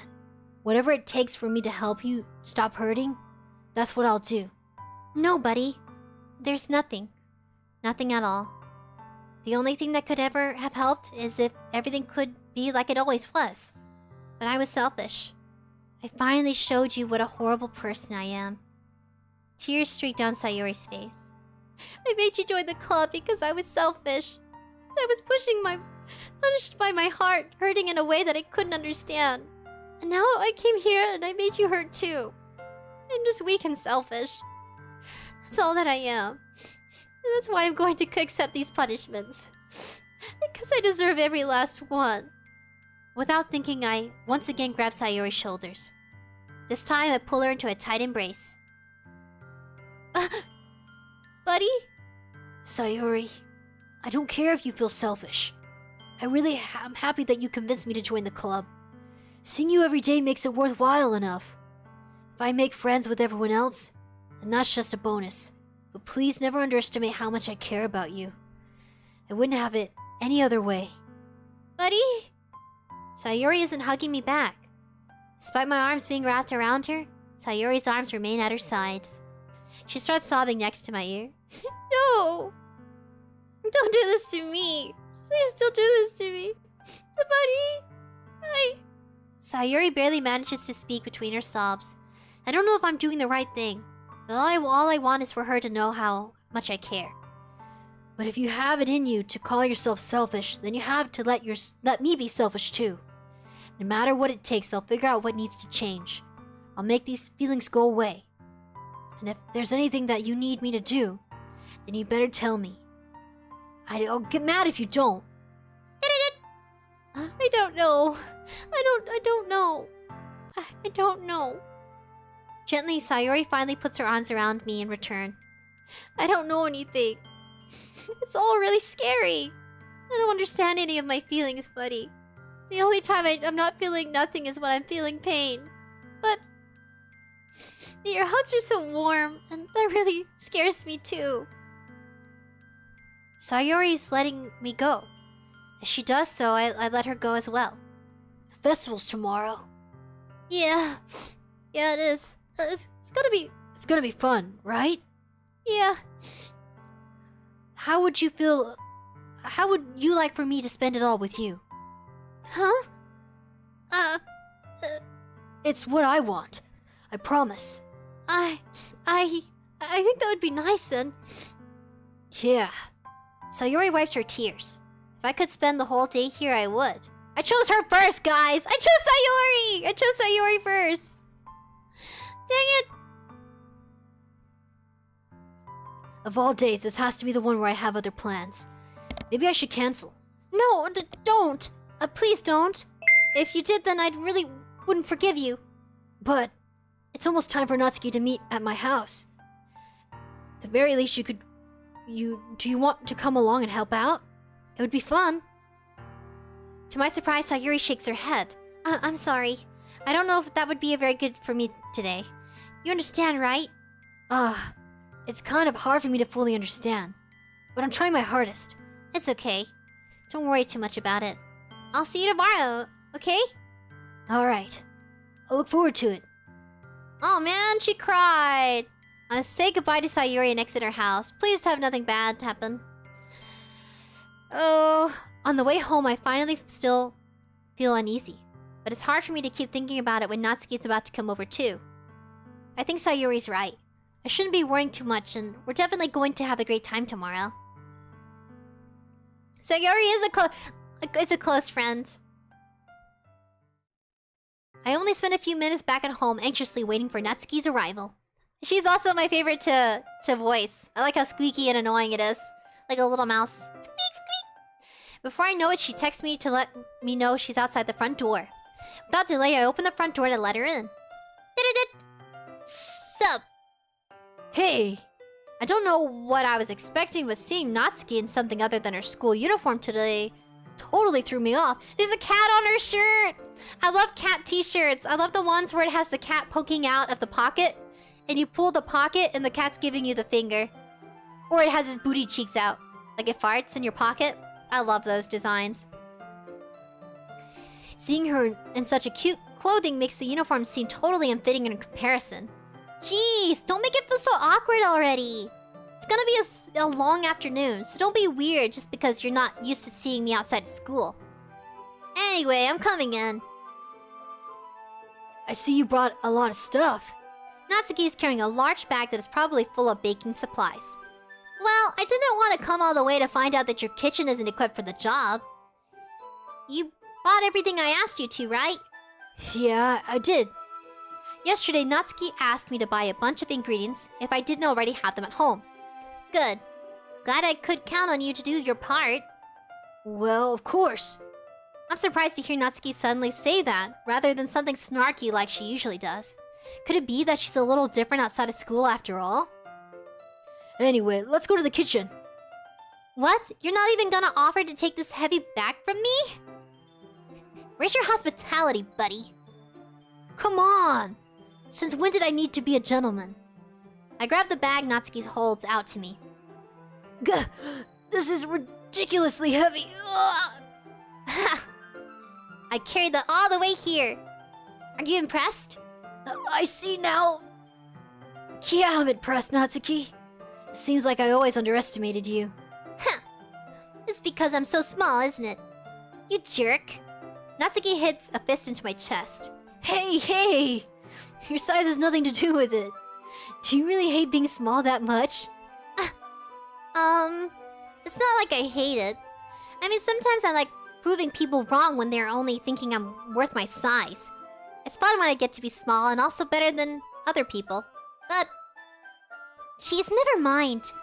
What are you making me say anyway? Don't think you can make me talk about weird things just because we're not at school. We are getting started, or what? There's a lot of stuff I gotta teach you. What? That's a little bit more like you. You're more fun when you just speak your mind like that. Hey! Now you are treating me like a kid. I was just trying to be a little nicer to you, you know? And just because I don't have a mature and sexy figure like Yuri, doesn't mean you should treat me like... Natsuki catches her words and her face turns red. Ah, Natsuki! Natsuki! Natsuki? Forget it! I didn't say anything. I should apologize. Huh? I appreciate that you were trying to be nicer to me. I should have been a little bit considerate too. But also, if that's what you're thinking, then you should know that there are tons of guys who are into body types like yours. Yeah, just like my buddies here, right chat? You like small girls? You like petite girls? How would you know that anyway? Just trust me on this one. Gross! Hey! What's that supposed to mean? Who else? Man! Let's just get started already. You get all sour when a girl calls you gross. I finally found your weakness, buddy. Natsuki smiles deviously. Please spare me. Well, if Natsuki decides to dish out more insults like that, there's no way I'm fighting back. I'm not fighting back, I'm gonna fight. I'm gonna fight to the end, buddies. But she's satisfied enough for now. Finally starting to pull things out of her bag so we can get started. I should save real quick before something happens. Beep, ba-doop, ba-doop, ba-doop. Before long, the whole kitchen is a mess. Spoons dirty, bowls, flour spilled, fluid and plastic bags are strewn about the countertop. The mixer isn't big enough to make all the batter at once, so we had to do it several times. Meanwhile, Natsuki's babysitting all of my movements to make sure I don't mess up her precious baking. Buddy, where did you put the food coloring? The batter's going in the oven soon, so I need to fill in the trays. I think it's still in the bag next to the table. What are you using? Oh, what are you using it for? To color the batter, of course. I'm making each tray a different color. That way, even if the flavors aren't different, everyone can still pick their favorite. Ah, that's a cute idea. Are we doing anything like that with the icing? Do you want to? You're asking me? I don't really have a preference, so... Oh, come on! You're not putting any heart into this at all. Can't you at least try to have fun? I'm having fun. I'm not really sure what Natsuki's trying to get out of me. Meanwhile, I see the separate batter into smaller bowls and put a few drops of food coloring into each. Ah, that does it. Looks pretty cool. See? It's not like baking is just about following instructions. It's the presentation is where you get to be creative and have the most fun. It's a million times more worth it in the end if you're just looking at it. Makes everyone's eyes lighten up. Like the ones you made on the first day, huh? I recall Natsuki proudly presenting her cat-shaped cupcakes, and Sayori and Monika's delighted expressions. I wonder if I can make Natsuki proud like that too. Yeah, maybe I'll use the food coloring then. Sounds like you're starting to understand. Just make sure you completely finish mixing the icing before you mess with the food coloring. Yeah, it's getting there. We were using the electric mixer for the batter, so I got stuck with a whisk and a huge bowl of icing. The icing is still lumpy. Are you even trying? Well, yeah. It just takes a little longer. Jeez, I'll be here all night if you do it like that. Here, look. Natsuki grabs the whisk from me and uses her other hand to tilt the bowl back. You really need to beat the crap out of it. After a few seconds, the consistency of the icing has already improved. See? As if to emphasize, Natsuki licks a finger in the icing and pops it in her mouth. I reluctantly start to do the same. Hey! Natsuki suddenly grabs my wrist. I don't want your gross fingers in my icing. Your icing, huh? Are you forgetting who did all the work? I start to fight back, trying to inch my finger toward the bowl. Don't make me beat the crap out of you next. I'd like to see you try, Natsuki. I push harder, just enough for my finger to reach the icing. I triumphantly scoop some of my finger with icing, just as Natsuki tugs at me with all her might. The force of Natsuki pulling me causes me to stumble, making her stumble in turn. Gross! You cut out my face! Whose fault is that? There's a big glob of icing on Natsuki's cheek. She tries to reach it with her tongue, but it's too far away. Jeez. You know what? Take this. Natsuki instead wipes it off with her finger before shoving her finger toward my own face. You wish. I'm faster. I grab her wrist in my hand before it reaches my face. Natsuki tries to use her other hand to fight back, but I grab that one as well. Oh, it's so cute! Stop! But not until you apologize for calling me gross. Fine. I'm sorry for calling you gross. You know, I didn't mean it. It's just fun seeing you react to it. You do that to me all the time, you know. Saying dumb things just to get a reaction out of me. You really shouldn't tease girls like that. Is that so? In that case, I probably shouldn't do this either. I take Natsuki's finger and put it in my mouth. Ah! Oh my god! He puts it in his mouth? Oh my god! It's so sensual. Licking off the icing. What? Did you seriously just... Natsuki is so surprised that she can't even figure out how to get mad at me. Her face is entirely red. Oh my god! Oh my goodness! Whew, gotta fan myself here. Whew! Jesus! There's romance over here. Her face is entirely red. Buddy? You really shouldn't do that kind of thing to girls unless you really like them. You know that, right? What kind of question is she asking me? Just like that. How did the mood turn into this so quickly? Natsuki gazes at me in silence. I notice her shallow breaths. Why am I starting to feel dizzy? Huh? Out of nowhere, the fire alarm starts going off. Oh my god, they forgot the fire. They forgot they were cooking. Oh god. Natsuki rushes over to the oven. Is something burning? I thought you didn't put the cupcakes in yet. No wonder. You left a dirty tray in here, dummy. How could you make a mistake like that? You shouldn't have checked before turning on the oven. Don't blame me for your mistake. Jeez. Natsuki uses an oven mitt to grab the blackened tray out of the oven. Oh good, the cupcakes are good. Whew! I was really worried about those cupcakes, guys. I don't care if it's part of the story. Jesus, don't burn your cakes. Don't, you know? So delicious. She sets it on the top of the stove. In another moment, the fire alarm stops. Anyway, I'm putting them in the oven now. Yeah. The tension from the moment before still lingers on our heads, but the moment has already been lost. I watch as Natsuki slides the cupcake trays into the oven. Then I reluctantly pick up the whisk and continue with the icing like nothing ever happened. Ah, we got a picture? I think you get pictures as you go in the game. Whew, my voice. I know the poor cakeys! Christian! Never played it. There's more exciting games for me. Aw, Christian. Ah, this smells so good! The cupcakes are ready to be pulled out of the oven. As soon as Natsuki opens the oven door, a blast of sweet-smelling warm air fills the room. Look how cute they all look! She proudly shows off the different colored cupcakes in each of the trays. They look even better once we add the icing. Not like you need to tell me that. I brought decorating stuff, so I hope you can get creative. Here, scoop some of the icing into the bags. Natsuki hands me some plastic bags. I have these nozzles that'll make it look really nice and fluffy. This one can even make flowers. She probably won't be using it this time, though. We probably won't. What's this one for? I pick up one of the nozzles that has a much thinner tip than the others. That one's really thin. You can use it to make stripes on other patterns. But you can also use it to write stuff on a cake. Like happy birthday or whatever. Huh, I see. That kind of gives me an idea, actually. Huh? Well, it's a literature club event, right? We could make it more literature themed by writing a different word on each of the cupcakes.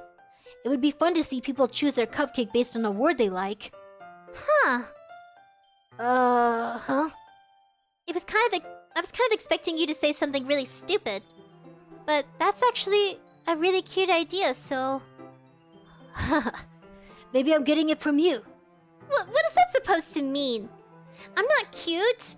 Come on. We're not at school. Nobody's judging.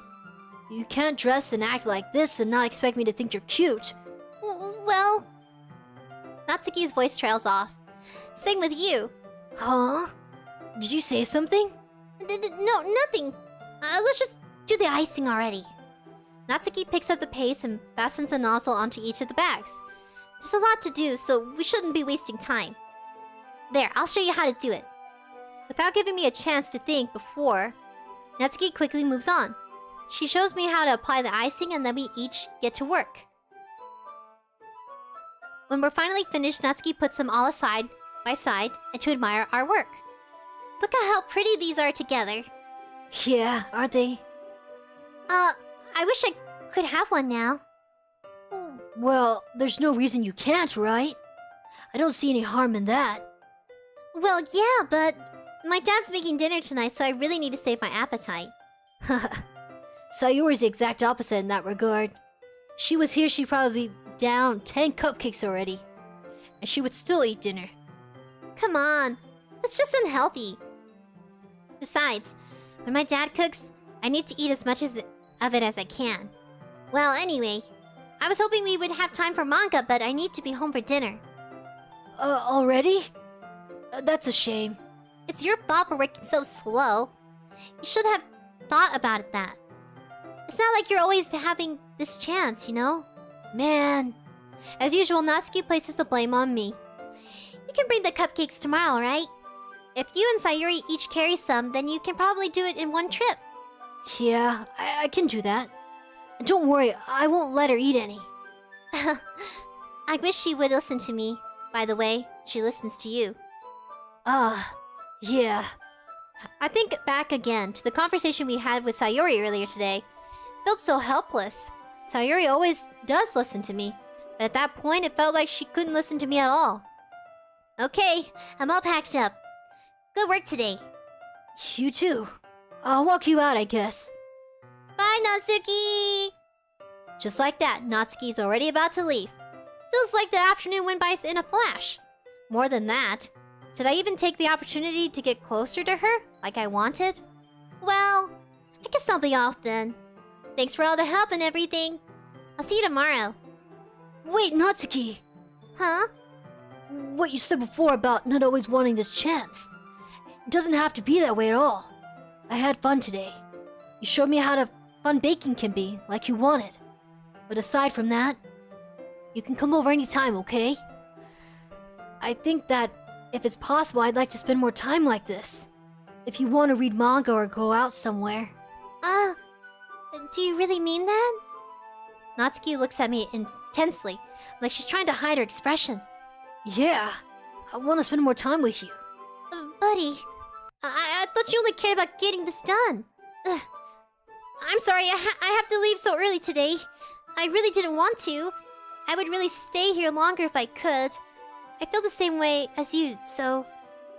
Natsuki suddenly gets closer to me. Oh my goodness! Oh no, what's gonna happen? Let's see. Wait, Natsuki! Standing inches from me, Natsuki looks up at me.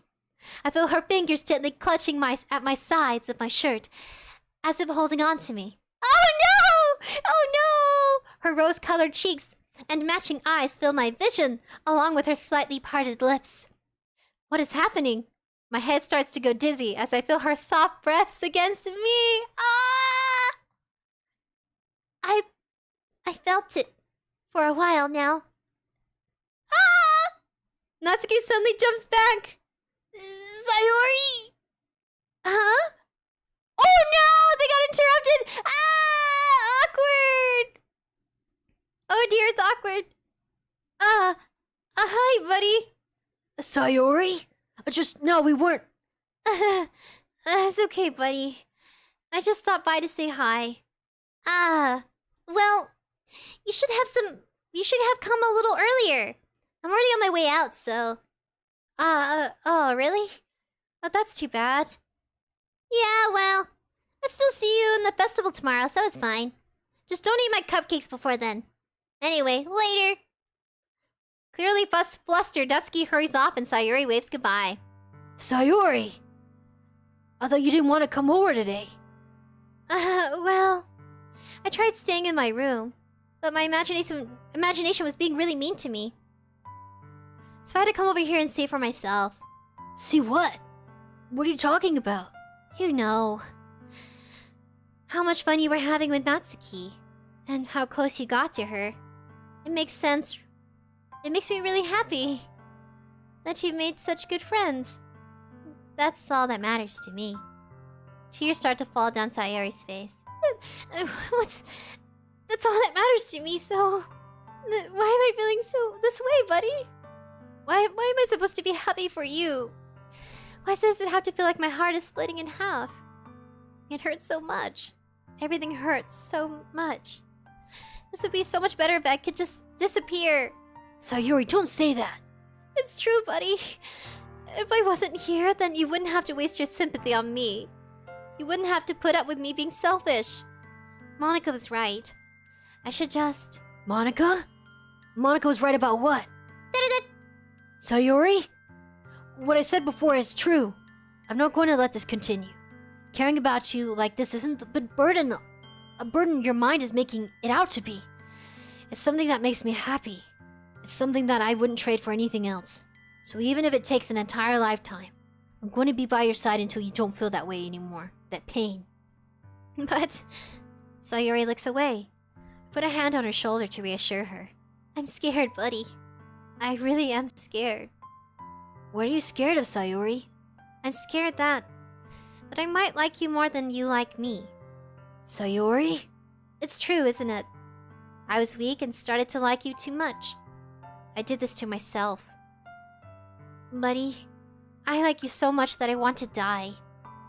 That's how I feel. And... That's enough, Sayori. I didn't want you to hurt anymore. I slide my hand down Sayori's arm and squeeze her hand in my own. Do you remember how I said I would always know what's best for you? Do you still believe me? Wordlessly, Sayori nods. Even if you don't understand all of your feelings, I know that you need the most right now. And that's what I'm going to give to you. Oh my god! Oh no! It's a big... Oh my god! Okay. Calm down. Sprinkles, chill. I love you! I wanted Sayori from the beginning! I'm sick, man! I wanted her! I wanted her from the beginning. I know I led Natsuki on. Hopefully she doesn't see. I love you. Huh? Those are my truest feelings. So there's no way you could like me more than I like you. I should have realized it sooner. It's not like we were trying to kiss Natsuki. Natsuki leaned in on us. You know, it's different. We were just standing there, man. Minding our business, saying goodbye. Spending time with everyone at the club, making new friends, and having fun with you every day, it helped me realize that you are truly the most important person to me. That's why I'll accept any of your burdens.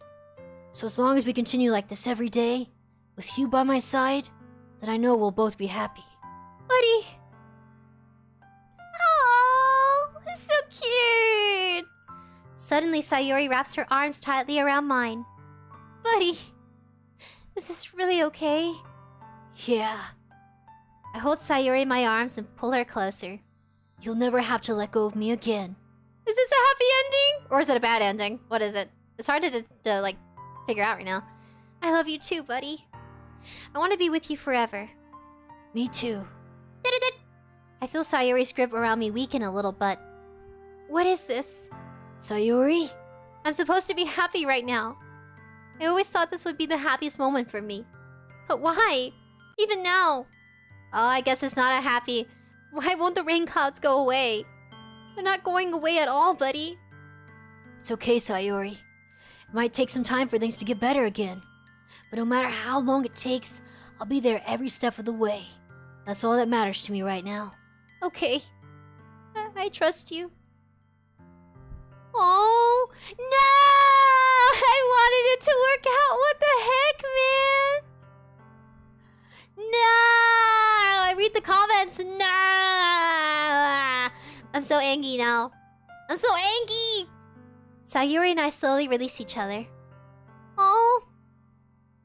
So, I guess that makes the festival tomorrow our first date, huh? What are you saying? I don't want to think about those things, you know? I want everything to be the same as it always has been. Even if we really are a couple. Oh, they became a couple!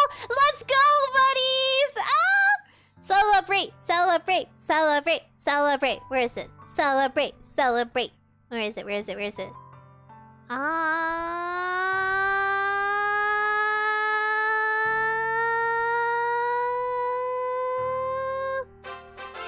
We just got a girlfriend! I don't know if I could handle anything more right now.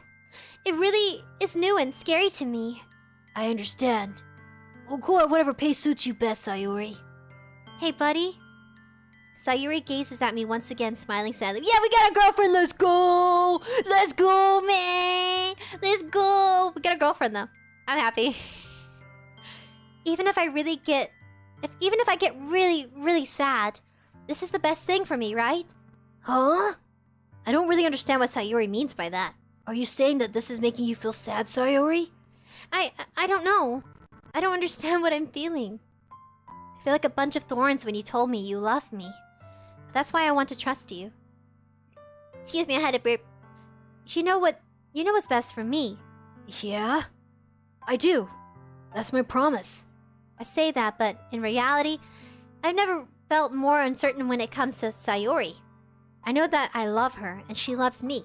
But I'm having much trouble understanding Sayuri's feelings as she is right now. Even though I can comfort her, I keep wondering if I should be doing something more or something different. I know these thoughts will continue to plague me until things are back to the way they were. Is that what Sayuri meant by not wanting anything to change? I don't know. But I know that I'll give it everything I got. Sayuri is the most important person to me. And I'll do whatever it takes to have a happy future with her. Aww. Yeah, maybe next Saturday will be better. It's the day of the festival. Of all days, I expected this to be the one where I'd be walking to school with Sayuri. But Sayuri isn't answering her phone. I'm considering going to her house to wake her up, but decided that's a little too much. Meanwhile, the preparations for the event should be nearly complete. I managed to carry all the cupcakes myself by carefully stacking 2 trays. Natsuki already texting up a storm, but I can't respond thanks to my hand being full. Funnily enough, I probably feel the same way as Natsuki about the event. I'm more excited for it to be over so I can spend time with Sayuri and Natsuki at the festival. Ah, don't be a two-timer, bruh. Don't be a two-timer, bruh. But knowing Monica, I'm sure the event will be great too. Buddy! You're the first one here. Thanks for being early. That's funny. I thought at least Yuri would be here by now. Monica's placing little booklets on each of the desks in the classroom. They must be the ones she prepared that have all the poems we're performing. In the end, I found a random poem online that I thought Monica would like and submitted it. So that's the one I'll be performing. A random one online. No! No! Something bad's gonna happen? Goodbye, Shinzo. Thank you for coming, buddy. Goodbye. I'm surprised you didn't bring Sayuri with you. Yeah, she overslept again. That dummy. You think that on days of importance she'll try to be, wake up harder. I say that, but I suddenly remember what Sayuri told me yesterday. And I suddenly feel awful knowing it's not really that simple for her. I only said it because it's the way I'm used to thinking. But maybe I should have gone to wake her up after all. No! My girlfriend! So messed up! You should take a little responsibility for her, buddy. I mean, especially after you exchange what you exchanged with her yesterday. Kinda left her hanging this morning, you know? Exchange? Monica, you know about that? Of course I do. I'm the club president after all. Ooh, but I stammer with embarrassment. Did Sayuri really tell her about it that quickly? That we were a couple now? I didn't really plan on bringing it up with anyone yet. Jeez. You don't know the full story at all, so... Don't worry. I probably know a lot more than you think. What? Ah. Huh? Monika's being as friendly as usual, but for some reason, I felt a chill down my spine after hearing that. Do I have it? I think I do. I have this, like, sound effect. Where is it? Where is it? I have one that's sphere. I feel a chill down my spine after hearing that. Hey, do you want to check out the pamphlets? They came out really nice. Yeah, sure. I grabbed one of the pamphlets laid out on the desk. Oh yeah, they really did. Something like this will definitely help people take the club more seriously. Yeah, I thought so too. I flipped through the pages. Each member's poem is neatly printed on its own page, giving it an almost professional feel. I recognized Natsuki and Yuri's poems from the ones they performed during our practice. What's this? I flipped to Sayori's poem. It's different from the one she practiced. It's one that I haven't read before. Get out of my head, get out of my head, get out of my head, get out of my head, get out of my head, get out of my head. Get out of my head before I do. I know what is best for you. I listen to everything she said to me. I show you how much I love you. I finished writing this poem. But a poem is never actually finished. It just stops moving. Oh, it's creepy. Weird. And it had a percentage sign at the top. What is this? Reading the poem, I get a pit in my stomach. Buddy, what's wrong? Nothing. This poem feels completely different from everything else Sayori's written. But more than that... I changed my mind. I'm gonna go get Sayori, so... Well, alright. Try not to take too long, okay? I quickly leave the classroom. Don't strain yourself! Moniko calls that out after me. I quicken my pace. What was I thinking? I should have tried a little harder for Sayori. It's not a big deal to at least wait for her or help her wake up.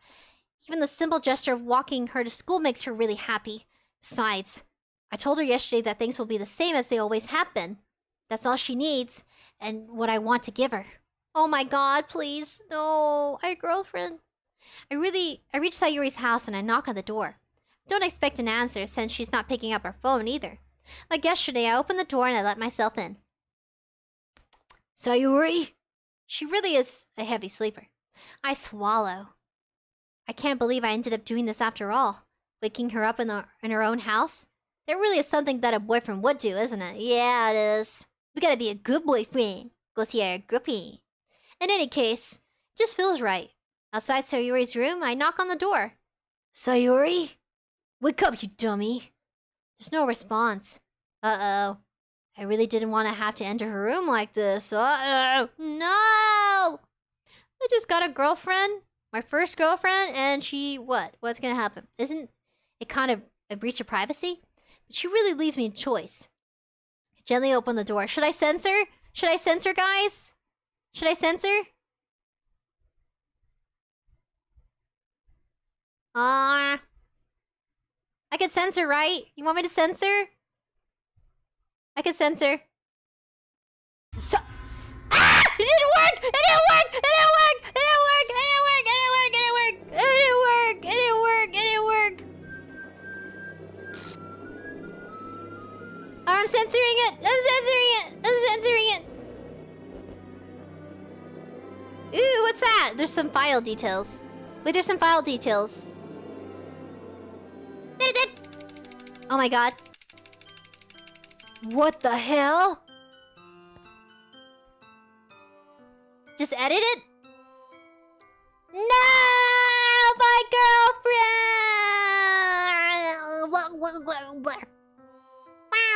girlfriend! Let's see. There, I still want you guys to... Yeah, let's see. Filters. There you go, it's kind of censored. YouTube can't get me for this, right? What the hell? Is this nightmare? It has to be. This isn't real. There's no way this can be real. Sayori wouldn't do this. Everything was normal up until a few days ago. That's why I can't believe what my eyes are showing me. No! I suppressed the urge to vomit. Just yesterday, I told Sayuri I would be there for her. I told her I know what's best and that everything will be okay. Then why? Why would she do this? How could she be so helpless? What did I do wrong? Confessing to her? I shouldn't have confessed to her. That's not what Sayuri needed at all. She even told me how painful it is for others to care about her. Then why did I confess to her and make her feel even worse? Why was I so selfish? This is my fault. My swarming thoughts keep telling me everything I could have done to prevent this. Oh, it's over now. I could have spent more time with her, walked her to school, and remained friends with her like it always has been. Then I could have prevented this. I know I could have prevented this. Screw the literature club. Screw the festival. I just lost my best friend. Someone I grew up with. She's gone forever now. Nothing I can do can bring her back. This isn't some game where I can reset and try something different. I had only one chance and I wasn't careful enough. And now I'll carry this guilt with me until I die. Nothing in my life is worth more than hers. But I still couldn't do what she needed from me. And now, I can never take it back. Never. Never. Never. Never. Never. Never. Never. The end. Da, da, da, da. Where is it? And there you have it, buddies! Wah, wah, wah, wah, wah. Alright, buddies. Bye, Pinched! Thank you for coming, Pinched! Wah, wah, wah, wah, wah, wah, wah.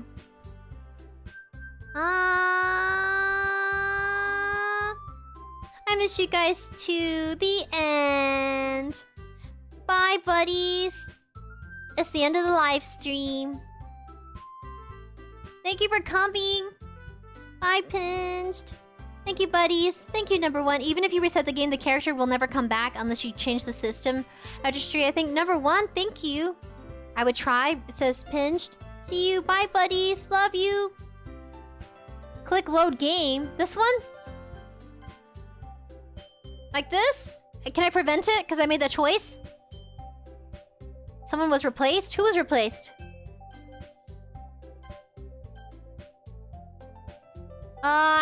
What is this?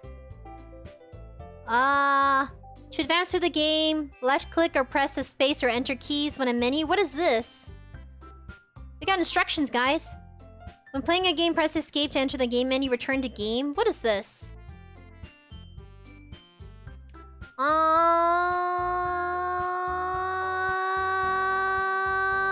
Okay. I guess... Did I press escape? Sayuri! Oh wait, that's Monica. What the heck? Sayuri looks like Monica now? That's so weird. This is where the game gets crazy? What? Oh god. Do I open the file? Alright guys, we're gonna have to save this for a part 3. So this one was a combination of a slight part 2.